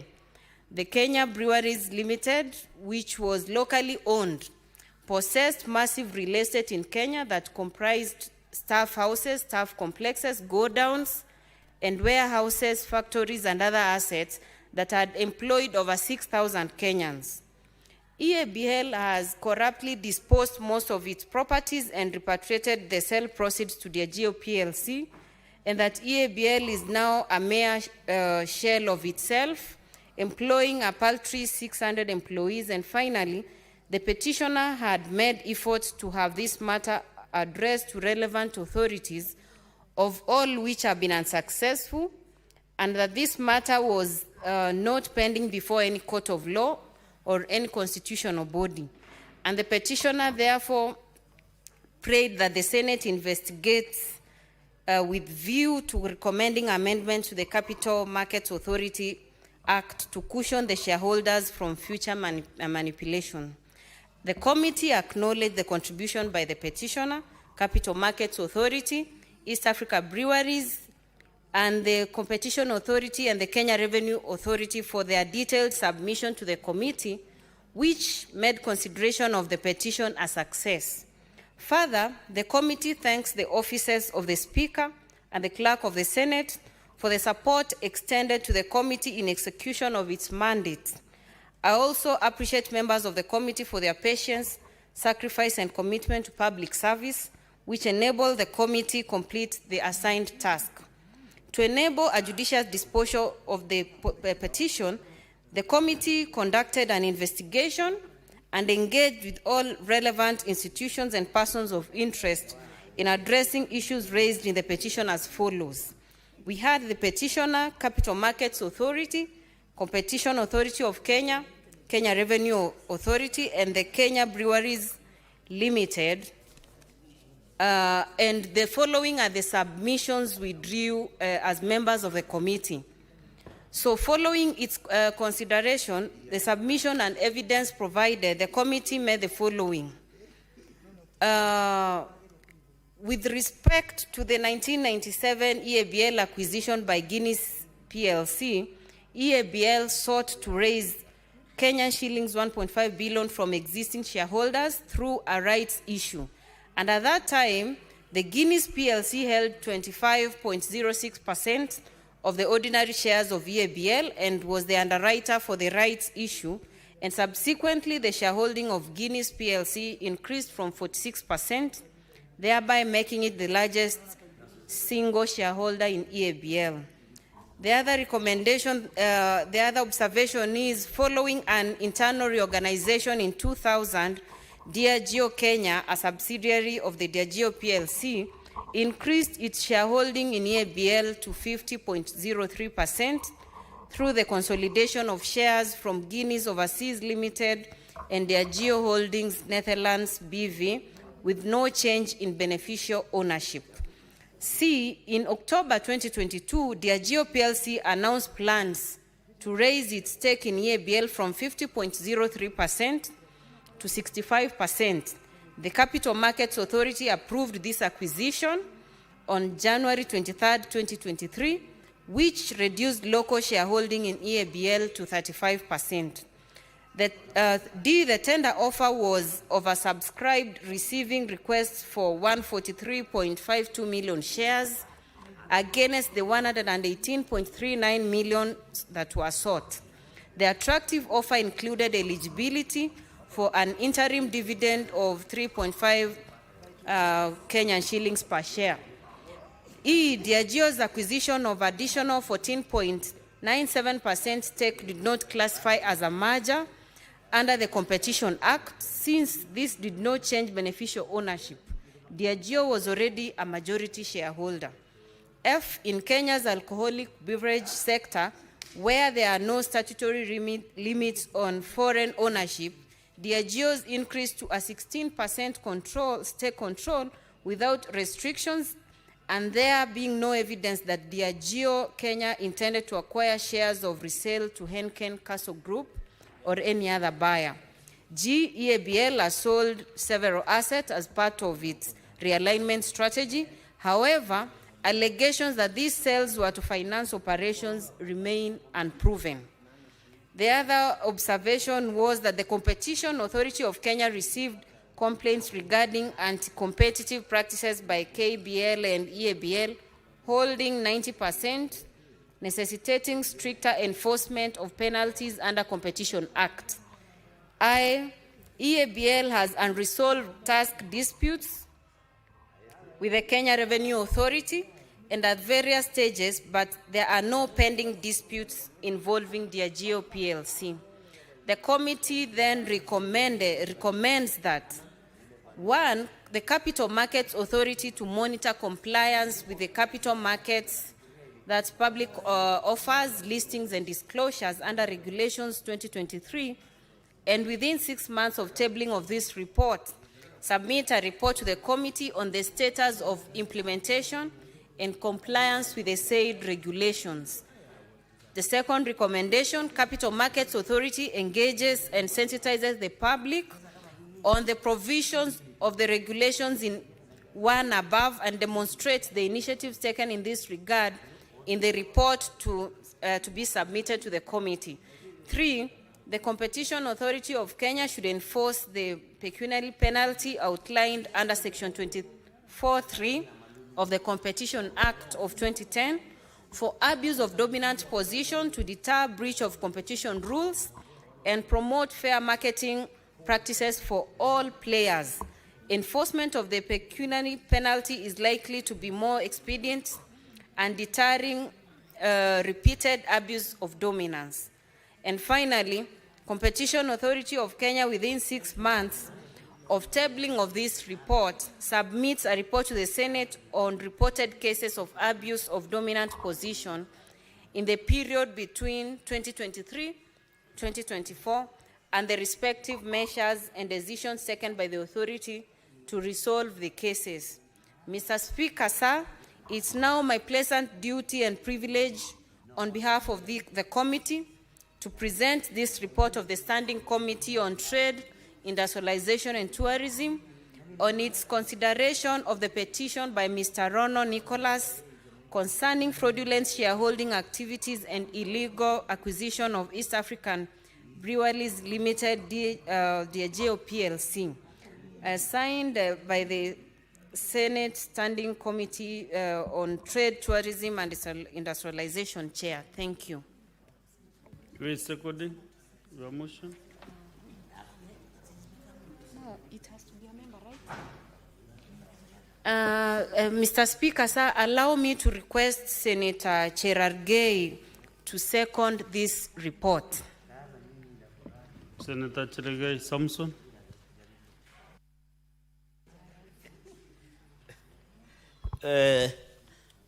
Mr. Speaker, sir, thank you very much. As I raise to second, I want to commend the new vice chairperson of Trade, Honorable Esther Okenyuri. I think she's doing a good job. Just landed the other day, Mr. Speaker, as the vice chair. I was told she was elected and opposed, and therefore she's doing a good job. So, Speaker, the issue of East Africa breweries, which is very critical. EABL, Mr. Speaker, is one of our trademark. I remember when I was growing up, Mr. Speaker, one of the products that EABL produces was being told, pumzika baada ya kazi. And you remember there was decency in consumption of alcohol, Mr. Speaker. At that time, the market had not been perforated, Mr. Speaker, by interesting organizations. But, Mr. Speaker, EABL is one of the renowned companies in this country. It's synonymous with Kenya. Mr. Speaker, there is a funny story as I second and make a few comments on this issue of shareholding and management of EAPLC, East Africa Breweries, and Guinness. Mr. Speaker, there is a preacher who came from America. One of my friends, and they were having, so that you know EABL is synonymous, Mr. Speaker, with, I changed the note to Madam Speaker, came, Madam Speaker, and while they were having lunch or evening dinner with a colleague friend, pastor, a pastor who is very close, and that preacher from America, after eating, he said, I would really want to drown, to wind it down with the Tusker, Mr. Speaker, Madam Speaker. And therefore, everybody got shocked in the room because where they come from, issues of taking after something light after like Tusker was not an issue, Mr. Speaker. This compliance of Capital Markets Authority on these regulations within 6 months, and I think it is also the role of delegated legislation must come up through Capital Markets Authority. Mr. Speaker, on this regulation, we should and be careful so that as we implement all these issues in establishment, Mr. Speaker, in the majority acquisition, we must have decency under the Companies Act, Mr. Speaker. There is a process, Madam Speaker, through the CMA, through the Company Act, and therefore the acquisition must be done within the law. Mr. Speaker, this is a public traded company, and therefore the shareholders and Kenyans have a role to play, because this is one of the companies that Kenya government has shares through the Ministry of Treasury and through Mr. Speaker. And therefore, Madam Speaker, on the issue of fraudulent acquisition of shares through Kenya, it's Guinness on the acquired shares to Kenyans, this should be looked at so that the acquisition should be done, because we don't want in the company law where people are getting more than 50%, it means they have the majority shareholding of that company. So, Speaker, shares should not be optional. You remember IPO, the initial public offer. We should not intimidate employees or people who own shares within the East Africa Breweries or any other company.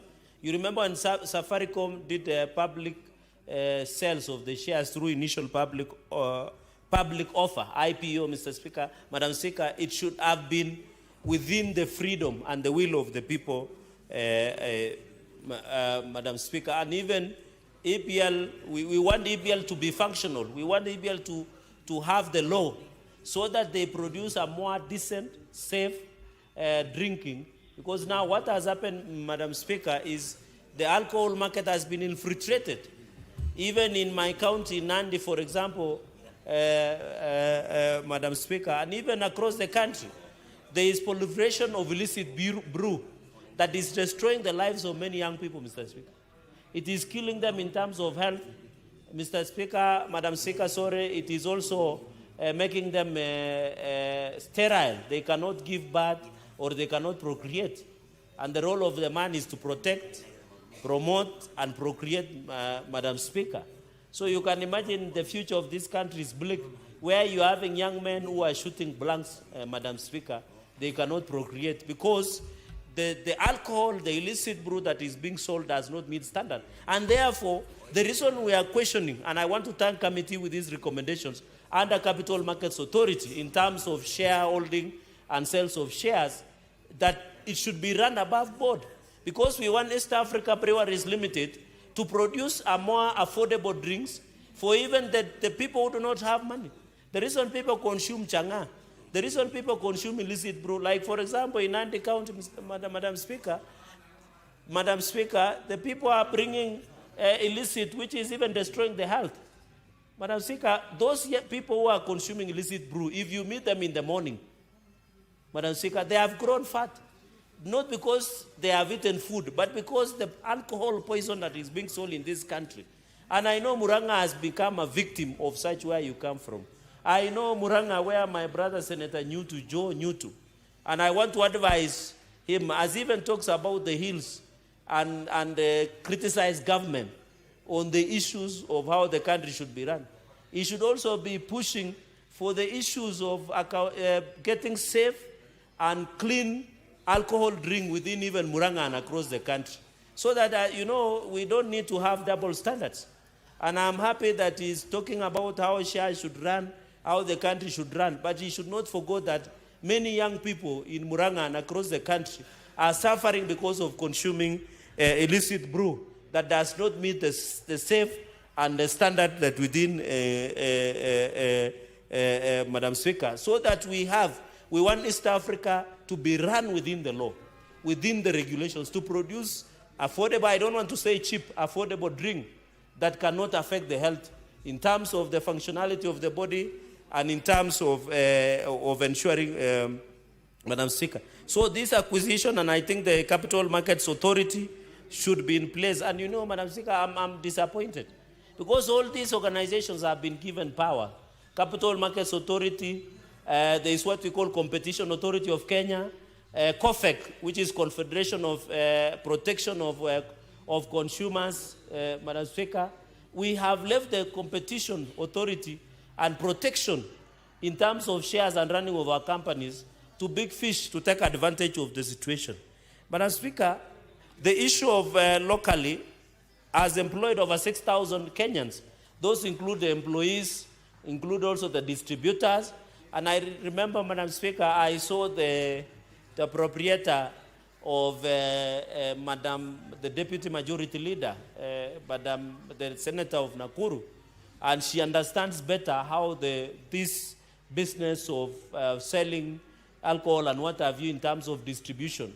We want EABL to be run above board, but not also to kill upcoming industries, because there is still a market that can be fulfilled. So these 6,000 employees that are both distributed, and I remember, Madam Speaker, the yesteryears billionaires of this country were, in fact, interestingly, EABL distributors. And therefore, this 6,000 workforce must be protected by all costs by ensuring that, Madam Speaker, that it becomes under sale so that we don't just sell to international. I'm told there are the companies who want to sell. How, Madam Speaker, when you go to Tanzania, for example, when you want to set up a business, Tanzanian government will never allow you to have majority. You understand, because you are a senior counsel in this country. They will never allow you. What is the Attorney General of the Republic of Kenya doing? What is the company laws? We are very clear that no foreigner should own more than 50% of locally owned company. It is the law. But if you allow multinational companies to come and buy out, what is happening in Kericho? Can you believe some of these tea estates, either even in Del Monte, whether you have it here, issues of multinational teas, majority of shareholders are people who stay in London or America or other countries. Yet they are the ones, that is why when we have problems in terms of compensation, in terms of running of these companies, Madam Speaker, it is very sad.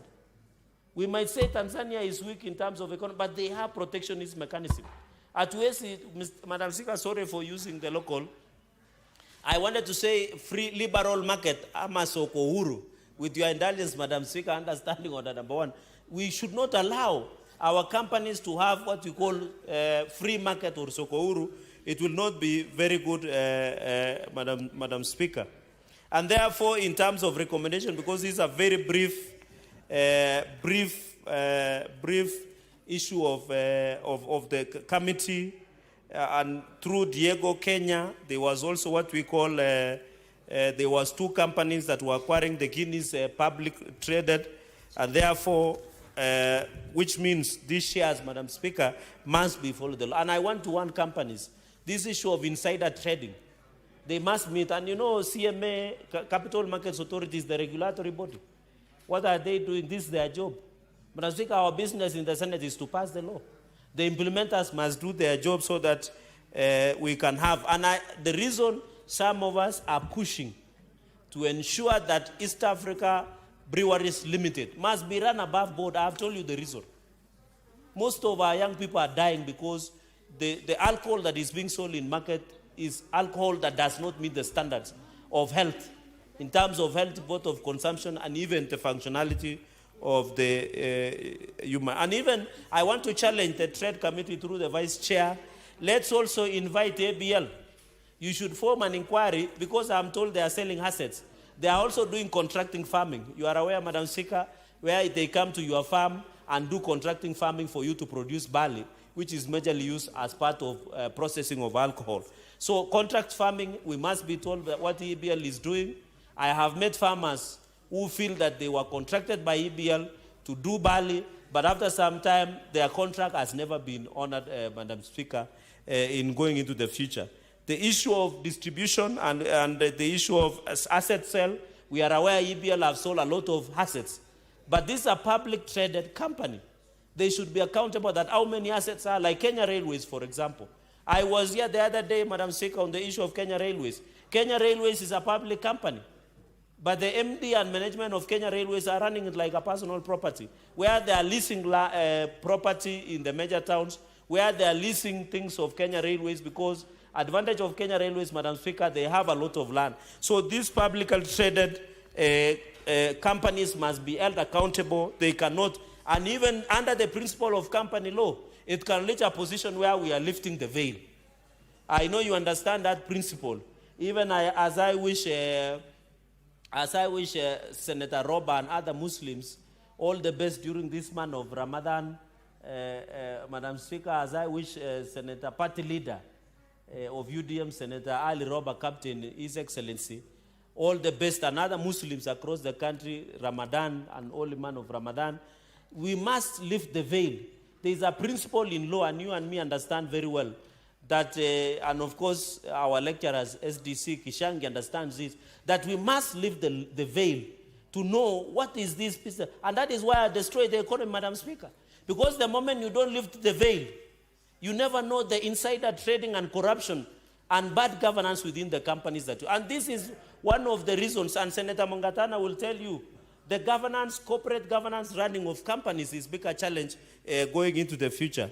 Madam Speaker, the final point is on the issue of tax. I think Kenya Revenue Authority should be on high alert to ensure, even as we trade, even as shares are being sold.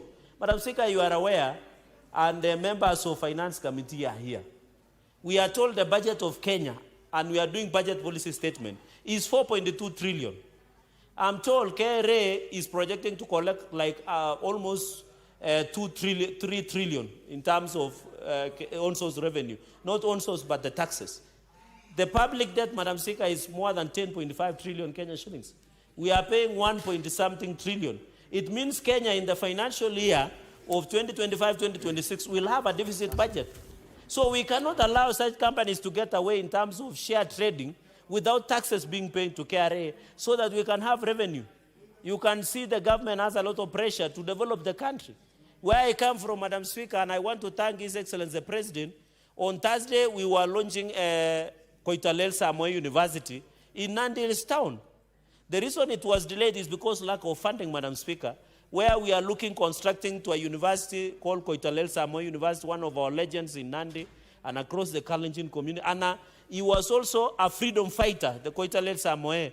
And therefore, we are building a new university in Nandi Hills town, Madam Speaker, that will be used for many things. For example, in Nandi, we need a lot of tarmac roads across Muranga, many other areas. But KRA must be on high alert to allow the companies to pay taxes in terms of transactions that we are talking about, Madam Speaker. So I want to challenge the Committee of Trade to come up with these regulations, capital markets, and ensure that there is compliance through the capital markets public offers listing and disclosures. The companies must disclose, and therefore EABL cannot run from this trading. They must be held accountable. They must pay taxes. They must tell Kenyans what East Africa Breweries Limited is doing, because it's a public company. The government has shares, and the government must be, and the public must be aware, because this is a company that should be run.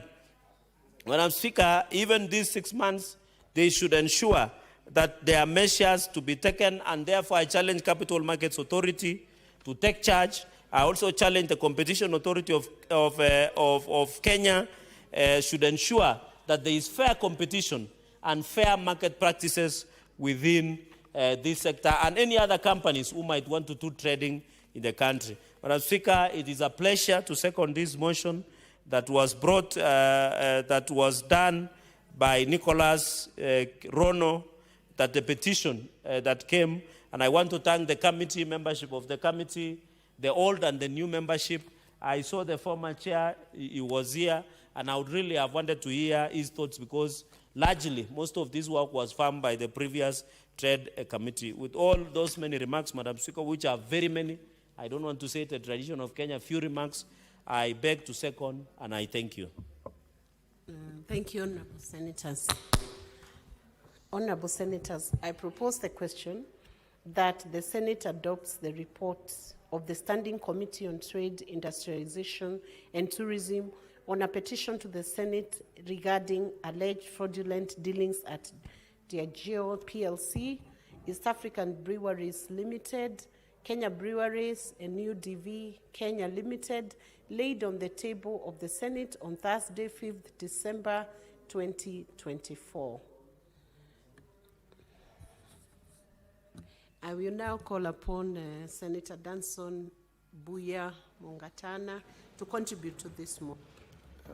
I want to thank you, Madam Speaker, for giving me the opportunity to make comments on this petition and this motion that is before the House. Mr. Speaker, Madam Speaker, what this petitioner, Mr. Rono Nicholas, is petitioning this Senate is a complaint, Madam Speaker, of the failure by the Capital Markets Authority, of the failure by the Competition Authority of Kenya, on what their decisions or lack of them are costing the people on the ground. Madam Speaker, I know what Mr. Rono is talking about. He has said there were 6,000 employees in the East African Breweries Limited. Now it's a shell with only 600 employees or thereabouts. Madam Speaker, when I was younger, very young, I grew up in Mombasa. And one of the big companies in Mombasa, big employers, was Kenya Breweries Limited.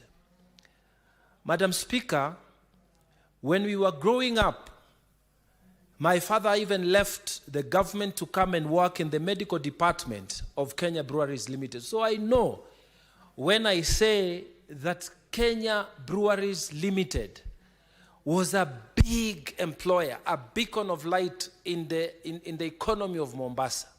Madam Speaker, it is true, like what this petition says, that it owned real estates, it owned a lot of property. In fact, Madam Speaker, senior employees were carried by vehicles to work. People used to live in big estates. It was a happy, happy time. Then, Madam Speaker, restructuring started happening. By then, our parents had already retired. But, Madam Speaker, when you look at it, the pain it caused many people there, the suffering of people who are earning very good money in very stable economic environment, then all of a sudden they have nothing, Madam Speaker. No prospect of going to get even half the salaries to any other opportunities that may exist in Mombasa. Madam Speaker, the buses, Madam Speaker, the bottling companies that used to come and go in the East African plant, they repair people, Madam Speaker, those who used to sell fuel and diesel to keep that company, Kenya Power itself that used to earn a living and all those fees from that company. Madam Speaker, I was shocked when I became a little older and visited that place, which was bustling with life, Madam Speaker. It is dead, completely dead. Old dilapidated buildings. Madam Speaker, many of us who grew up knowing what KBL was, it even had a very strong football team in the entire Mombasa town, Madam Speaker. So, Madam Speaker, it is a failure on the Capital Markets Authority. And I hope the Minister of Trade is listening where he is. That the people there, they make approval of transfer of shares. That the CEO there doesn't go down to where these companies are. They just approve purchase of shares and then people lose jobs.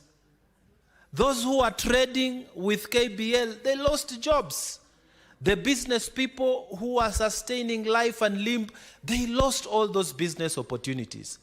The Capital Markets Authority sitting in Nairobi, they just approve the transfer of shares, Madam Speaker, without even moving to where these companies were producing, without the principle of public participation.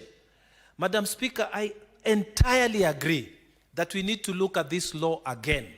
My colleague here has mentioned that in the economies within East Africa here, they have regulations on how people from outside can buy shares into companies in this country. Madam Speaker, even if the owners of those companies are making money, how can it be that because of your greed, you just sell a company and then 6,000 people become unemployed, Madam Speaker? And Capital Markets Authority sitting in Nairobi does not bother to go to Mombasa, does not bother to come here in Nairobi to see what is happening, and they just approve. They look at papers and they approve that let Diego buy this company, and then people become jobless. Madam Speaker, it is heartless. And this petition by Mr. Rono Nicholas, Madam Speaker, should trigger something within the soul of Kenya, that it is not just about making money. Even the people who start companies, it is not just about making money. The employees must be protected, Madam Speaker. People who are trading with those companies, especially when these companies become very big, Madam Speaker, they must be protected. And I really agree that we need to look afresh at the Capital Markets Authority.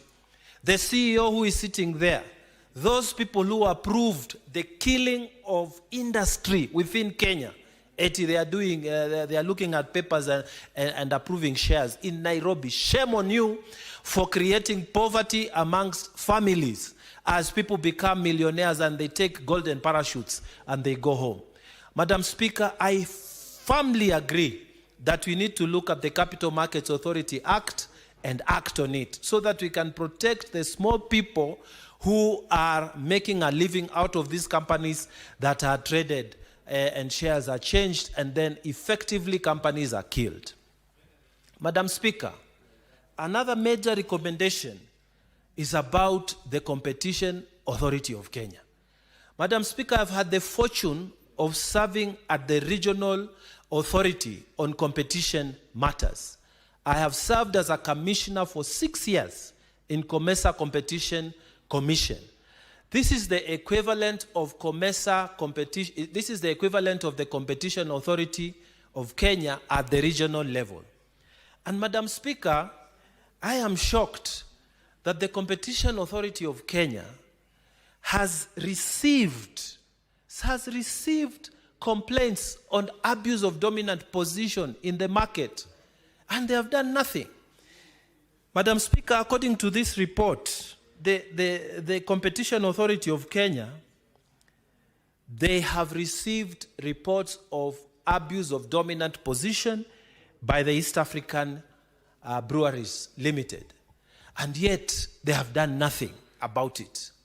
Madam Speaker, how can it be that a market player in Kenya today can abuse its dominant authority and its dominant position within the market against the Competition Authority of Kenya Act, and then nothing happens?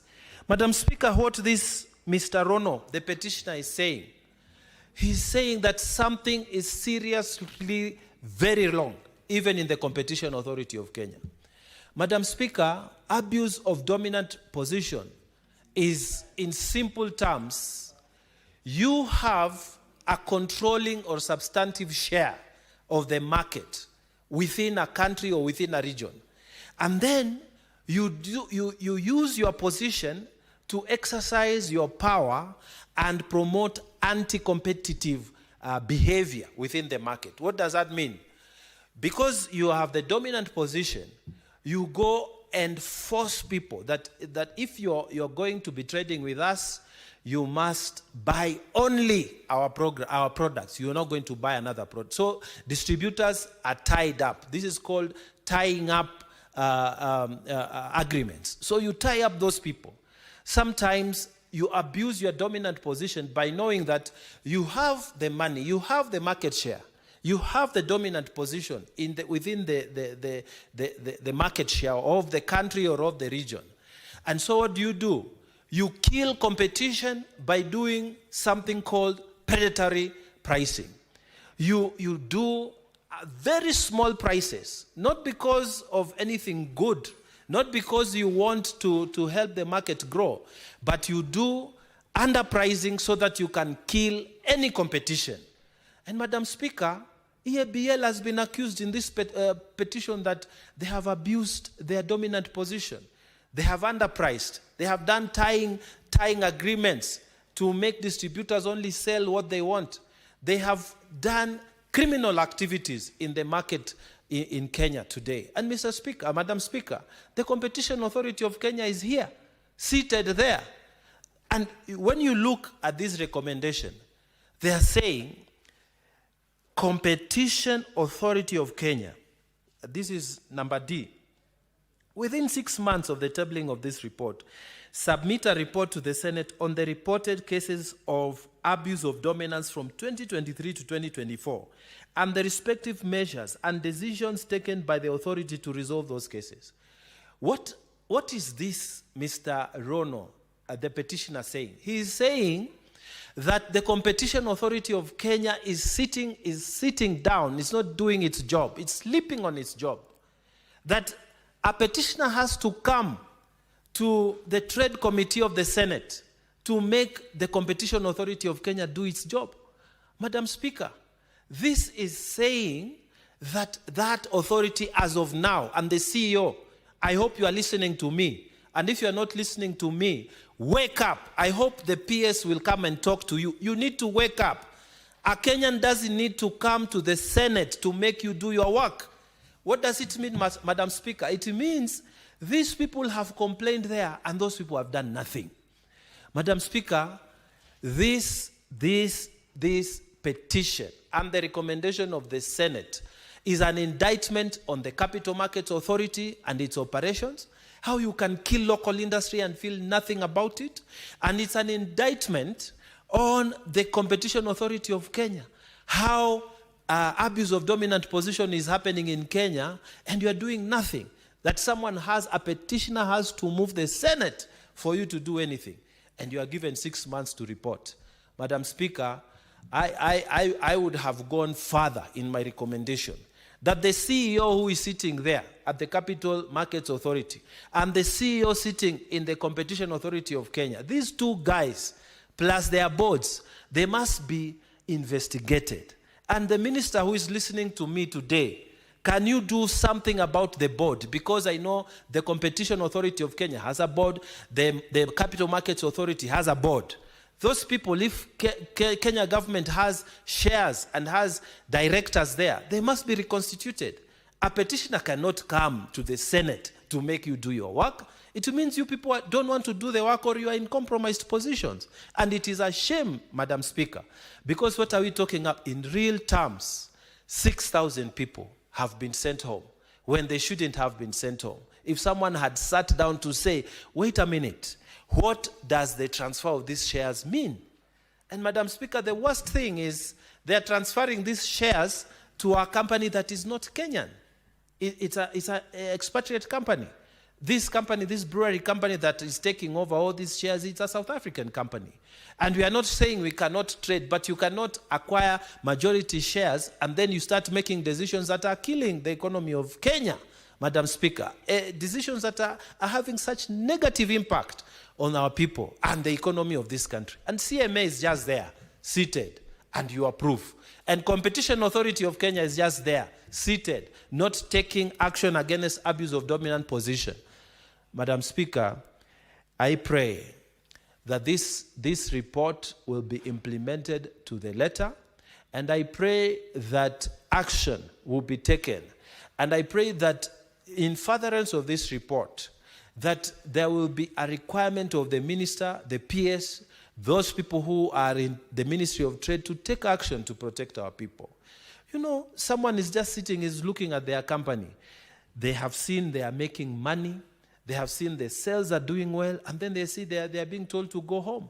Madam Speaker, it is just terrible. We cannot just sit here. And he can't explain, because that person who is working there as an accountant, he is working there as a small-time manager in one of these companies, he can't explain, why are we making so much money and then we are being told to go home at the company is being closed?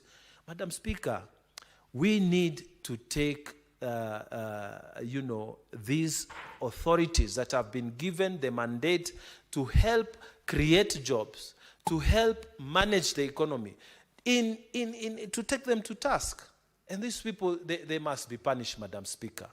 You know, even this report goes on to say that the Competition Authority of Kenya should enforce pecuniary penalty outlined under Section 24, subsection 3 of the Competition of Kenya of the Competition Act 2010 of Kenya. How can it be that the Senate must sit to tell you even the kind of punishment that you must execute against those who are creating trouble within the market in Kenya? It's terrible, Madam Speaker. And I was just putting this thing in perspective so that people can see that these guys are sleeping in their job, and the minister should wake up, bring disciplinary action against the board of the Kenya Competition Authority, the the Capital Markets Authority of Kenya. These people are not protecting Kenyans. They are just called Capital Markets Authority of Kenya, and they are not protecting Kenya. Competition Authority of Kenya, and you are not protecting Kenyans. People are suffering here.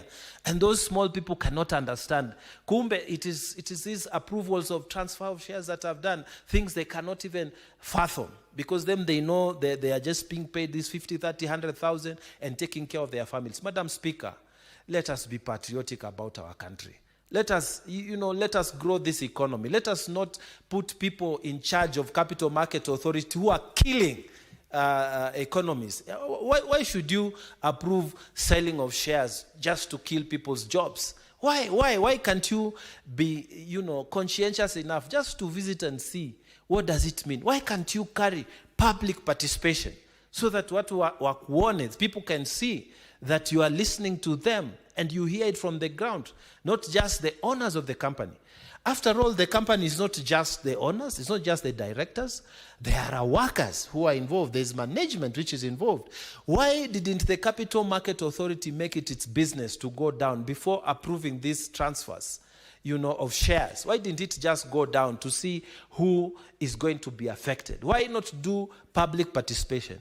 Madam Speaker, I think the recommendations here are very strong, and I hope that the committee will take its time to bring the necessary amendments to the Capital Markets Authority Act and the regulations, so that at least one requirement must be, the board must visit to see what is the impact of their action. When they approve this, how many Kenyans are going to lose jobs? What are the guarantees being given to those who are working in case there is change of ownership? Why, Madam Speaker, should we make people suffer so much? And Madam Speaker, I pray that this committee will make a serious follow-up action on this matter, Madam Speaker. I pray that this committee will even write to the minister, the cabinet secretary and the permanent secretary to make follow-up actions on these two institutions, the Capital Markets Authority and the Competition Authority of Kenya, so that they can start being sensitive to what Kenyans are suffering. Madam Speaker, with those many remarks, I really want to thank the Trade Committee for taking their time to listen to the petition of Mr. Rono.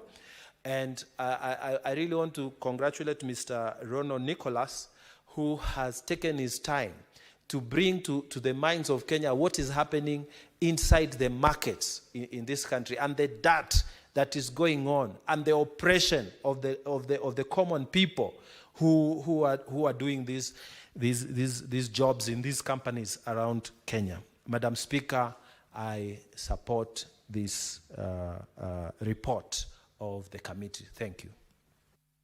Thank you very much, Senator Mungatana. I now call upon, I see there are no other senators who intend to contribute to this motion, so I'll call upon the mover of this report, Senator S.C. Okenyuri, to come and reply.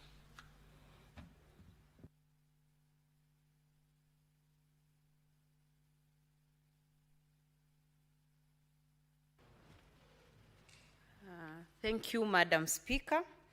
I first of all want to thank Senator Cherargei, who seconded this motion. He insightfully spoke about the major recommendations that have been proposed by members of this committee. And he surely has a grasp of what issues that the petitioner Nicholas Rono was raising. Madam Speaker, I also want to thank Senator Mungatana, the Tana River Senator, who has passionately spoken about the situation as it is. Madam Speaker, you can see the man-eat-man society we are in. In Swahili, if I say it, shamba la wanyama, well displayed by the contributions by the Tana River Senator. And I want to thank the members of the committee led by the outgoing chair, Senator Seki, who led this committee into investigating and listening to submission by the different stakeholders who are captured in this petition. And for surely taking the weighty this matter was, I want to specially thank them. And Madam Speaker, just to add a few comments. From the recommendations, you see there is a duration of 6 months, and I'm still a member of that committee and vice chair. So I want to commit that as a vice chair of this committee led by the chair, we are surely going to ensure that we are following up 6 months. Even before the 6 months, we want to follow up so that we know if whatever proposals we gave are being looked at, so that we do not have majority companies wanting to suppress the small shareholders, big companies suppressing small shareholders in those companies. So, Madam Speaker, allow me at this point, I just want to beg to reply, and pursuant to Standing Order 66.3, I request that putting of the question be deferred to another day. Thank you. Thank you very much, Senator S.C. Okenyuri. The putting of question is deferred to the next sitting of this House. That will be tomorrow, if the order paper allows. Next order. Order number 17, motion, report of the Standing Committee on Trade, Industrialization and Tourism on a petition to the Senate on the need for the introduction of the Hospitality Professionals Bill. Senator Okenyuri, are you still the one presenting that report on behalf of the chair? We proceed.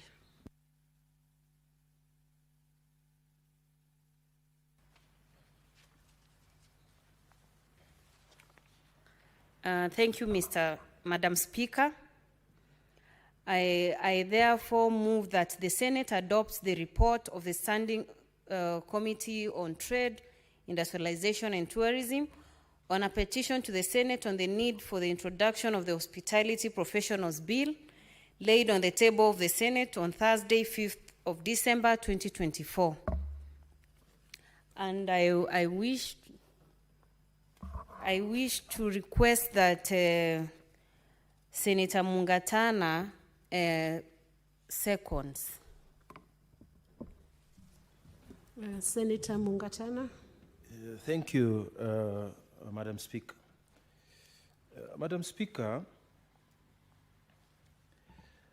if you remember, there was a time, first of all, I beg to second, but there was a time that the practitioners of HR, and HR here means human resource, they never used to have a profession called human resource practitioners. And Madam Speaker, I remember very well, many years ago, when we were serving in the National Assembly, the human resource practitioners came and approached us and said, look, you have lawyers, you have the QSs, you have the architects, you have the doctors and so on. All these are professions that are old and well established. But the human resource profession is now come of age in this country. And in other jurisdictions, human resource practitioners have their own boards, they ensure ethical standards, and they do this kind of thing. So we request that you help us have this law in place. And Madam Speaker, I remember, I don't recall exactly which member of parliament was working on that, but I actively participated in bringing up this law that created the profession for human resource practitioners. Madam Speaker, in this case, we are speaking about the professionals in the hospitality industry. Madam Speaker, Kenya is very well known. If you go to very many East African countries, you will find that the professionals who are running those big hotels are from Kenya. Madam Speaker, you will remember that when we went to South Sudan during the games in a few years ago, most of those hotels, the managers, the assistant managers, the caterers, they were people who had been trained in Utalii College here. Madam Speaker, during its heydays, Utalii College used to produce a lot of professionals who have gone to serve with distinction across East Africa and the rest of Africa. So, Madam Speaker, if we say today that now the hospitality profession needs to have its own act, its own profession, so that now they have professional standards, they have ethical standards. Madam Speaker, this is a very good step towards giving these people professional independence. Why I say so is because as it stands now, Madam Speaker, the hospitality profession is regulated by the Kenya Tourism Board, and it is the one that oversees tourism and hospitality sector. It is also affected by the Tourism Regulatory Authority, which is responsible for licensing and regulating tourism and hospitality businesses. But, Madam Speaker, the KTB, Kenya Tourism Board, the board itself is comprised of people who may not necessarily be professionals in the hospitality industry. And maybe the management may be, but the people who sit at the board are people who may not necessarily be professionals in that field. So can you imagine, Madam Speaker, that you are a professional chef, you are a professional hotel manager, you are the one who is in charge of cleaning and supervising, you are the matron there.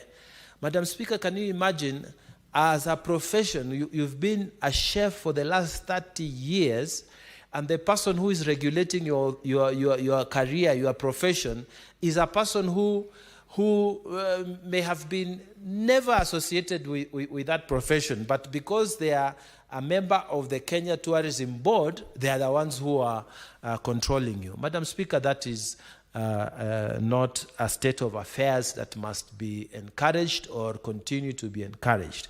So, Madam Speaker, fully support this idea. Madam Speaker, I pray, as I second this idea, this bill, this idea, that Senate will support this, that Kenyans who are in this profession will feel they belong to a profession, that they will be the ones who are in charge of their own. Madam Speaker, when there is misconduct within the hotel industry, they'll be able to actually punish the people who misconduct themselves. Madam Speaker, not so long ago, we were speaking here in this Senate about some people of foreign, I don't want to mention their names, but they are of foreign extraction, who are mistreating Kenyans because they are coming to the hotel, and just because of the skin of their colors, they are not be given access to their hotel or their restaurant. And Madam Speaker, the governor of Nairobi had to revoke a license because of that misconduct. Madam Speaker, such people should be punished by ethical standards within the hospitality industry. Such people should be really indicted by their own professionals within that practice.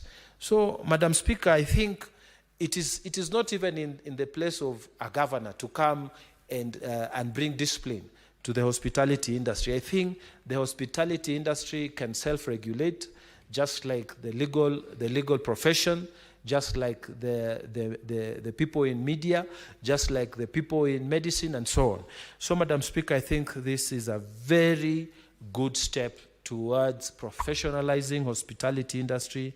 And with those very many remarks, I want to congratulate the mover and the committee for the good work they have done. Madam Speaker, I beg to second. Thank you. Honourable Senators, I propose the question that the Senate adopts the report of the Standing Committee on Trade, Industrialization and Tourism on a petition to the Senate on the need for the introduction of the Hospitality Professionals Bill laid on the table of the Senate on Thursday, 5th December 2024.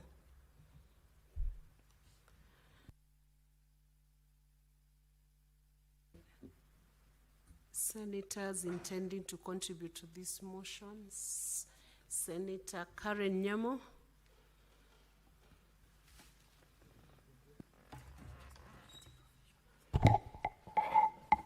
Thank you, Madam Speaker. I rise to support the bill. There exists a lacuna, Madam Speaker, in the law whereby the hospitality professionals don't have any legal framework that they operate under. I particularly really support having a professional association that they can operate under, where their interests can be taken care of.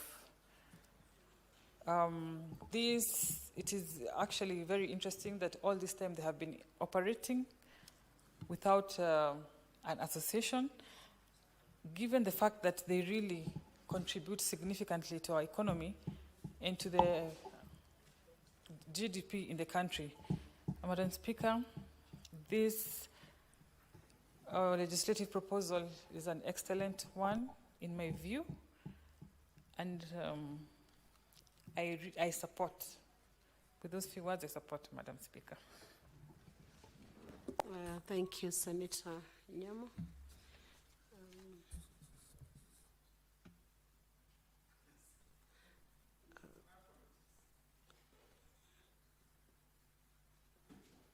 Do you want to contribute to this motion on the hospitality professionals?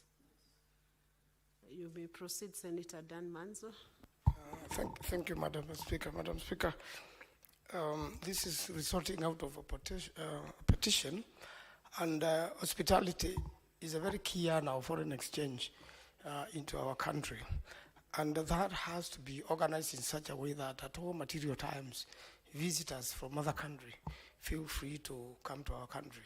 Madam Speaker, at some point, there's a time we had a little bit of political turmoil, and a lot of people had booked hotels, cancelled, and flew to Seychelles instead of coming to our country.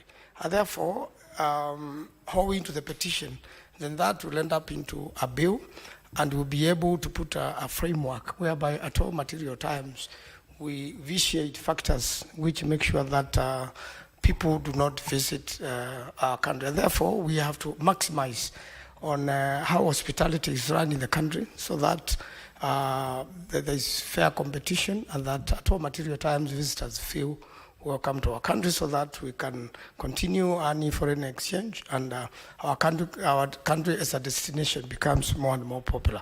I thank you, Madam Speaker. I support. Thank you, Honorable Senator. Now I will call upon the mover of this motion to reply. Senator Essie, can you?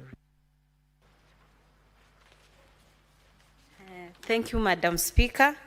I want to thank Senator Mungatana for seconding this motion and for also taking his time to actually this moment to just support work that is aimed at helping Kenyans. Madam Speaker, I also want to thank in a special way Senator Karen Nyamu, who's also stood with me in supporting this report.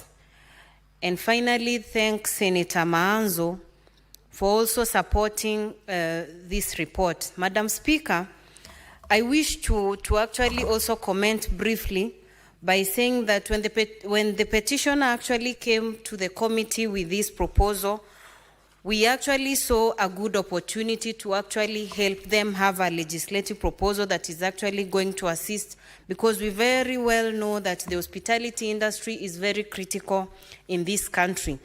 Just early in the afternoon, we had allegations being raised through a statement on issues of discrimination, injustices in the hotel industry generally.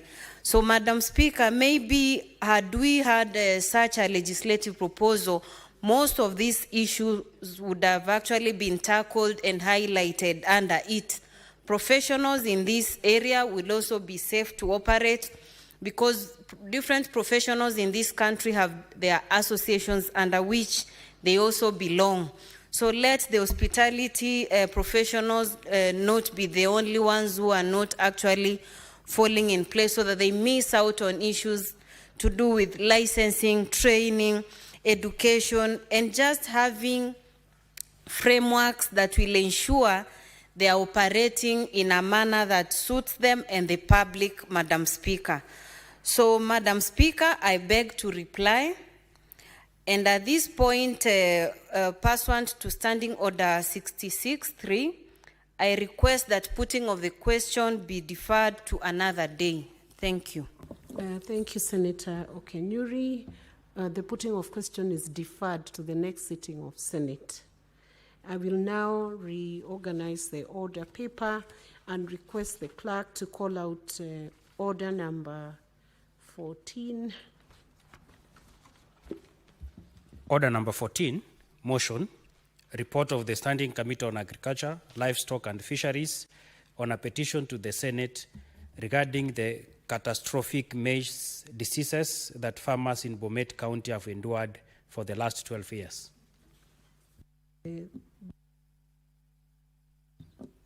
The chairman of Agriculture Committee is not in the house. That motion is deferred to the next session. Next order.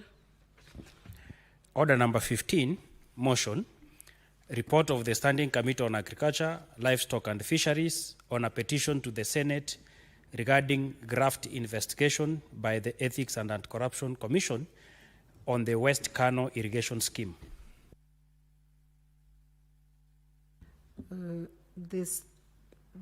The chairperson of the Standing Committee on Agriculture is not in the house, so the motion will be deferred to the next sitting of the House. Next, we will reorganize the order paper and call out order number 18 to 23. The order 18 to 23 are deferred to the next sitting of the House. Honorable Senators, there being no other business on the order paper, Senator Karen Nyamu, you should be on your feet. The chair is on the feet.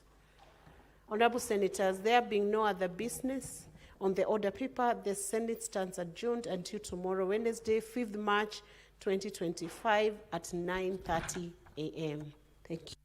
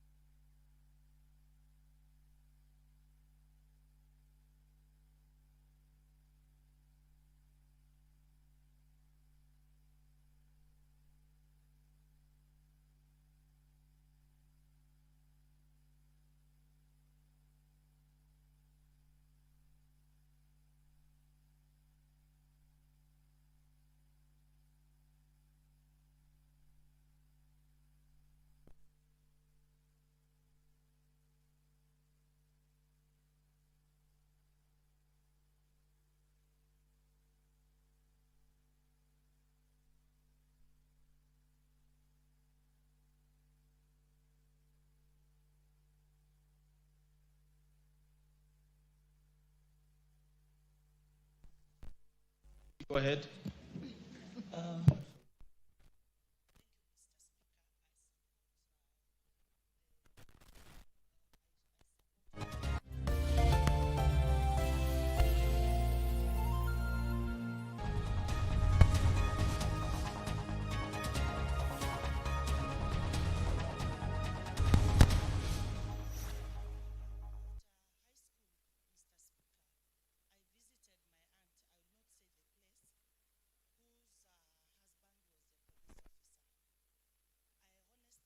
like where they sleep, because any activity which was happening at my auntie's place, any activity, you hear what I'm talking about, it could be heard in the neighborhood, Mr. Speaker.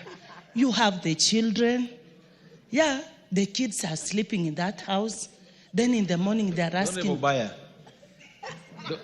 what's out of order? What's out of order? She didn't say much, she just said any activity. Honorable Speaker, you know activities have names. And, you know, this is a house where you put proper records, specificities, and, you know, things that... so please tell us, what are these activities that make police officers' homes not, for people not be able to sleep? Please. Thank you. Yes. Thank you. Thank you. Thank you. No, Thank you. The honorable member has a choice of words to use, and she's already said she didn't like the situation. So I think it makes it even worse if you're going to ask a member to go on and start describing what she calls activity. But Honorable Donya, you have the choice to proceed to your case the way you like it best. Honorable Bayer doesn't know that Donya says, as it is, conjugal rights. Is that okay with you? Because they are not, no one says that they are not supposed to do it. It's an activity. Yeah. So thank you very much. That's my cup of coffee. So,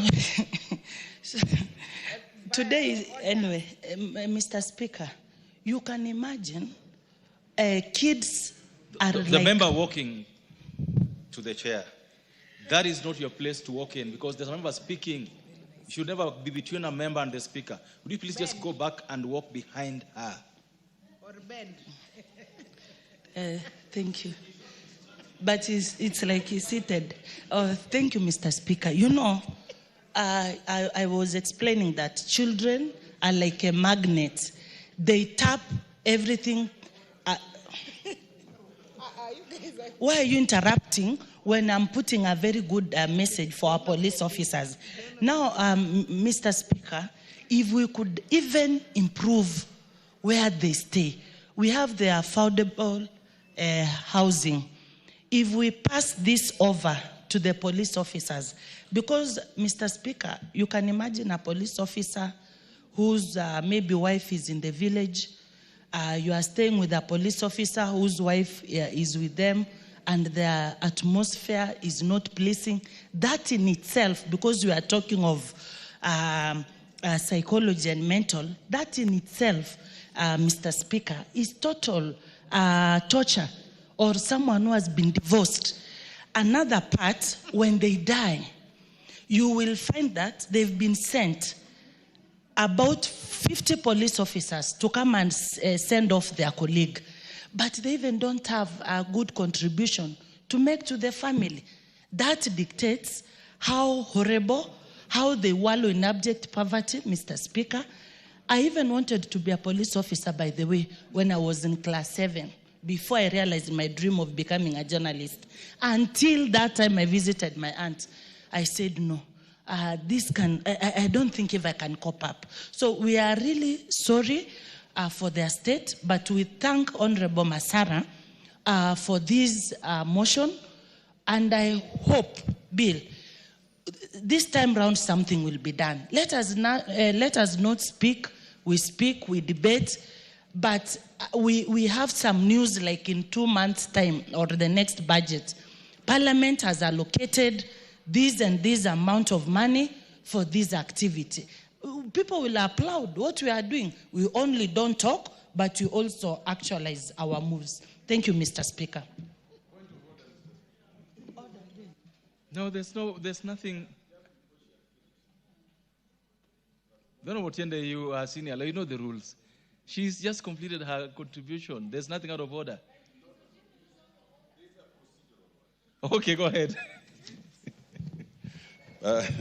Mr. Speaker, you know, you are allowed to intervene even on behalf of your neighbors, like my neighbor, the Honorable Dipo Kwame. Mr. Speaker, you made a correct ruling that a member should not come in between the speaker and the member contributing. But Mr. Speaker, Honorable Dipo Kwame does not gain sufficient elevation to block you from the person speaking. Can he be exempt from that particular standing order? Thank you. The Honorable Dipo has his mouth. The Honorable Dipo has his mouth and his legs. I'm sure he can speak for himself and work for himself. The Honorable Adipo. Mr. Speaker, sir, do you confirm that you are seeking exemption? This is what I wanted to comment on, that the honorable member here is totally out of order himself, because there is no standing order upon which he can make such statement.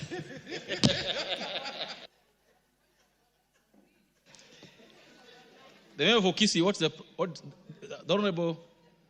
Thank you, Honorable Speaker. Honorable Speaker, I don't think the Honorable, my senior Tende, is in order. You cannot define a man's elevation and height. He does not have knowledge of that. So he's completely out of order for trying to define the elevation and the height of a man. You can't do that, not as a man. Of course, the Honorable Mayaka should know better than Otiende. Because the Honorable Mayaka should know better than Otiende in this kind of matter. The Honorable Otiende, you have no experience on this kind of matters. You are free to consult the Honorable Mayaka so that you get to know about elevations and his The member for Nandi.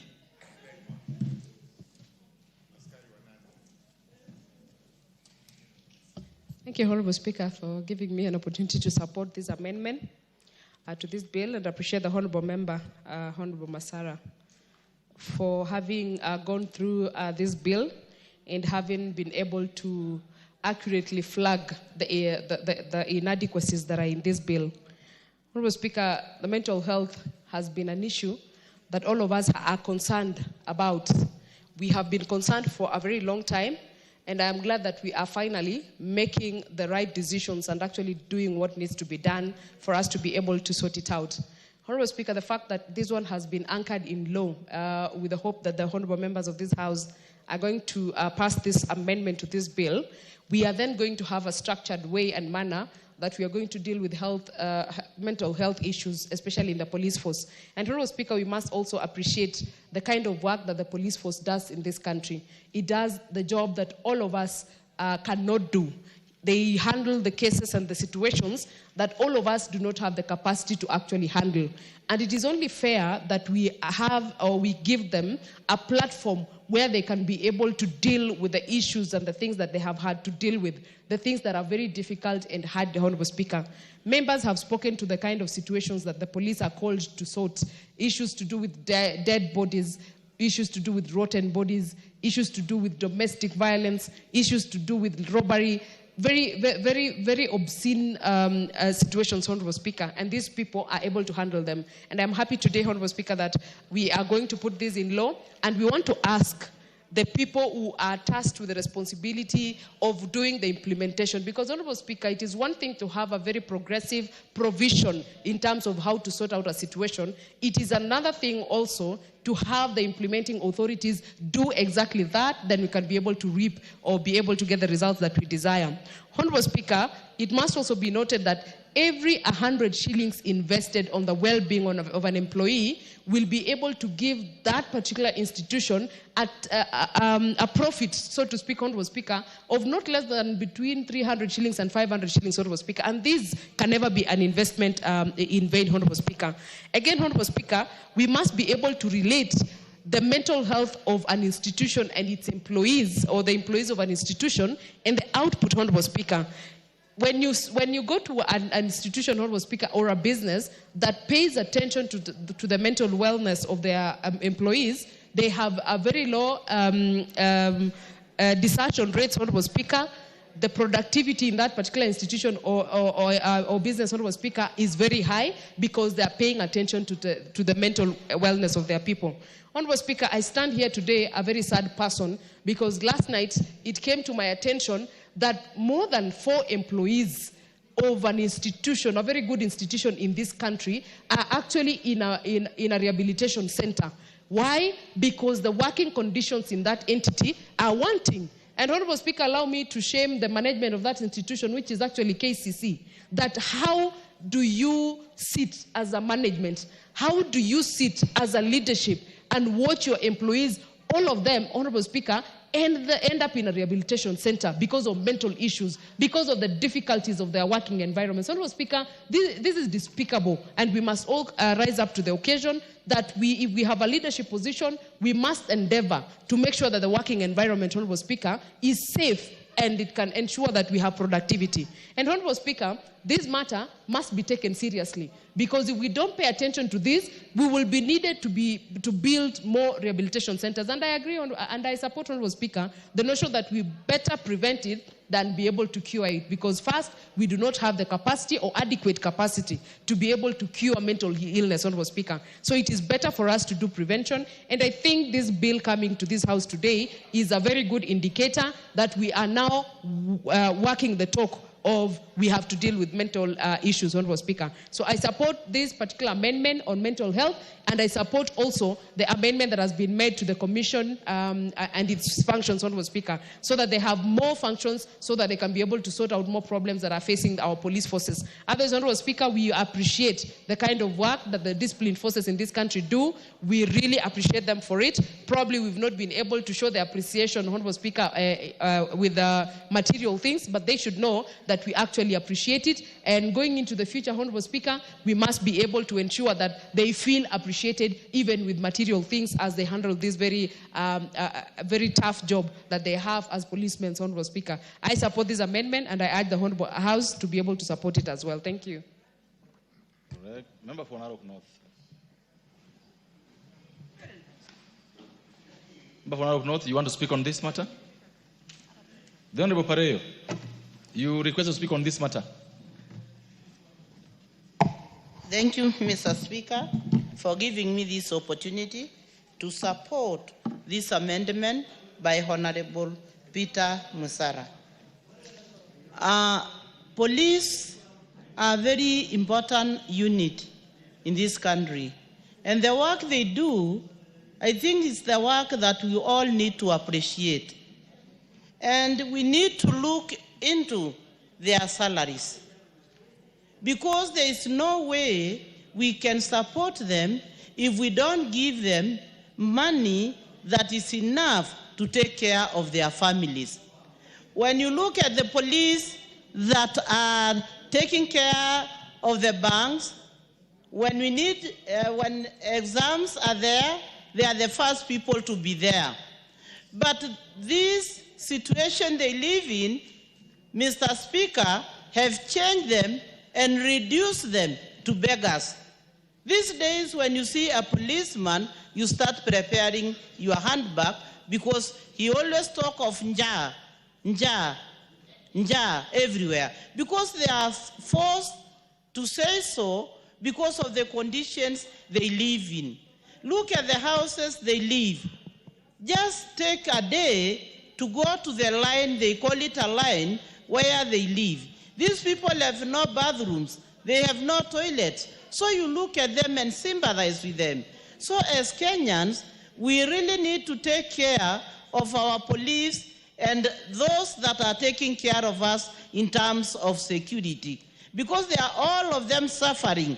And what they are doing is not anything that we can do. Some of them are the whole day taking care of the banks, nights, making sure that we are all secured. So, Mr. Speaker, sir, I support these amendments and would really appreciate if we can all of us come together and make sure that we take care of our police. We appreciate the work they do, and this is a very important bill that will take care of the conditions of our police. Thank you, Mr. Speaker, for giving me that opportunity. Thank you. Thank you. Honourable members, the time allotted for debate on this bill has lapsed, and it's now my chance to call the move of the bill, the Honourable Masara, to reply. Thank you, Mr. Speaker. Mr. Speaker, before I reply, I want to donate some few minutes to Honorable Bensiba to at least say something before I reply. Thank you, Mr. Speaker. Thank you, Honorable Benziba. Asante sana Mheshimiwa Spika. Pia mimi nisimame kwa miongoni mwa wanaunga mkono maslaha ya ofisa wa usalama wa ndani. Wanafanya jukumu kubwa sana. Huu usalama wote ulioko katika taifa hili ni jukumu lao. Ingawa wako ambao wanafanya matatizo na makosa, lakini sio wote. Maslaha yao yaangaliwe zaidi, kwa sababu mimi Mheshimiwa Spika nimefanya kazi ya polisi miaka 9. Ile shida nimeipata ni kubwa mno. Nimehangaishwa Kenya nzima. Unatolewa station hii miezi 6, unapelekwa hii miezi 6. Na kitu tunatembea nayo, ilikuwa tunatembea tu na box ambalo tunabebea chakula na safari bed. Unaingia katika situations nyingine, hema zinakuwa ni matope tupu, na hapo mahali ndo tunapika. Nimefanya katika kikosi cha GSU, ninajua zile shida wanapitia hawa watu. Kwa hivyo ni vyema tuangalie maslaha yao. Bima lazima waekewe.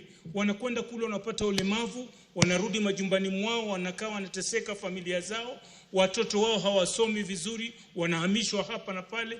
Wao wanajengewa shule ya college ambao ni ya police officers, wawe watoto wao wanaishi pale kwa uzuri, ili kusudi wao pia wana nafasi ya kufanya kazi kwa utulivu. Mheshimiwa Spika, wanaishi katika hali ngumu sana.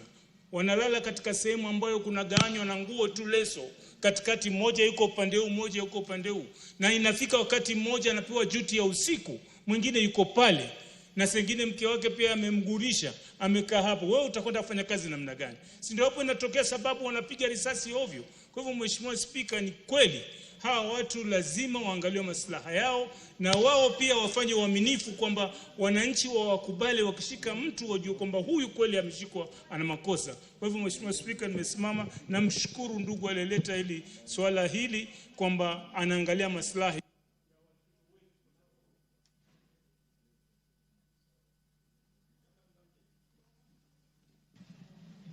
Masara, you can proceed. Thank you, Mr. Speaker.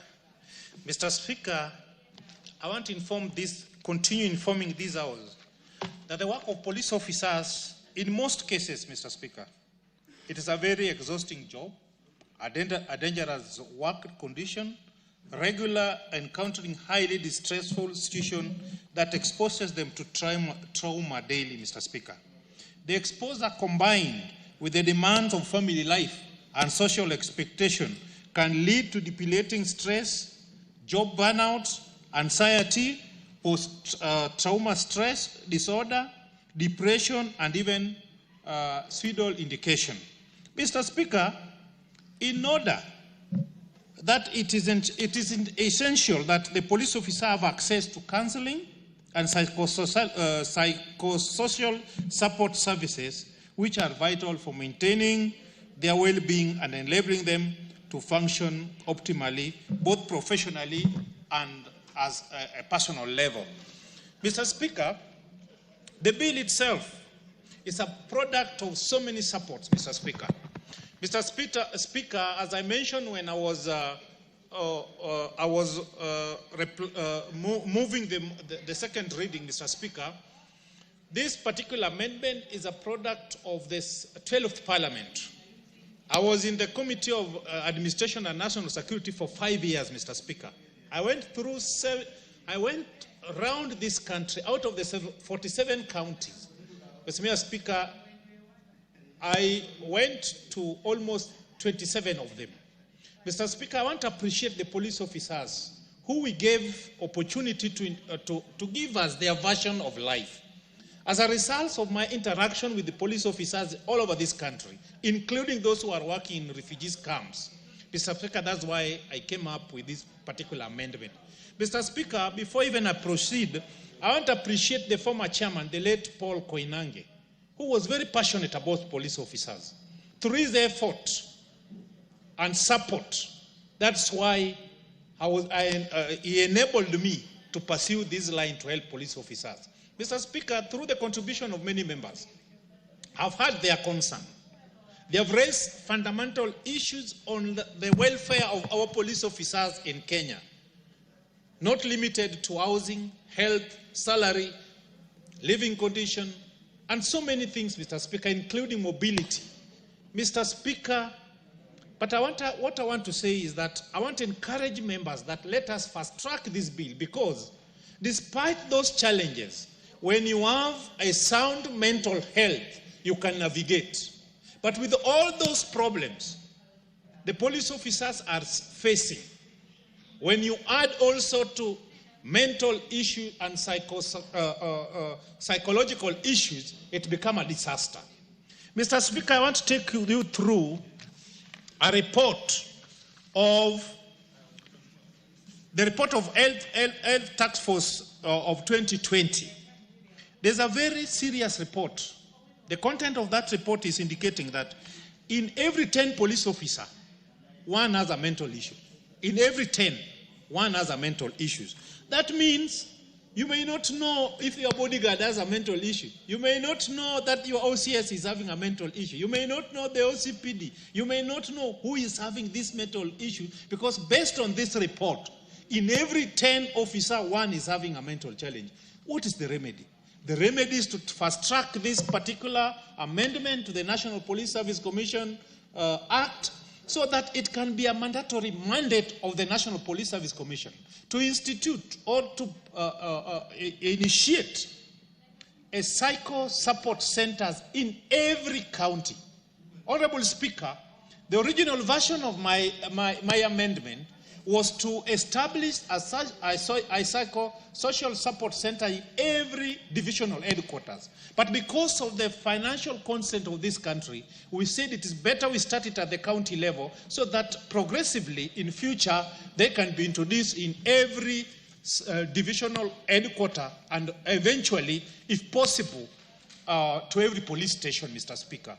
Mr. Speaker, I want to say that if also, just based on that report of mental health task force of 2020, the report is indicating that it represents various psychological trauma stress disorder, which represent in various disorder and deviance like assault. In assault, they assault 14%, that's according to the report, murder 30%, suicide 90%, and homicide 17%. Mr. Speaker, such a report is worrying. Therefore, I want to ask members of this particular August House, will be remembered, even if we have left these hours, if we can fast track such important bills to be enacted into law so that we can help our men and women in uniform. Mr. Speaker, sometimes last year, I was so saddened when a very good police officer at Oruba police station, just a few meters from my home, committed suicide as a result of stressful life.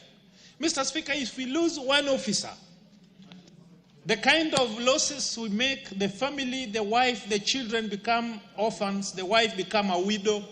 We use extra money to recruit and train other officers. We subject the families of the deceased to several issues even after the death because even their benefits takes ages. I know of many police officers from my constituency who died long time ago and the wife and the children cannot access their benefit. Mr. Speaker, to avoid such a situation, this bill needed to be enacted like yesterday. Therefore, Mr. Speaker, as I proceed, I want to appreciate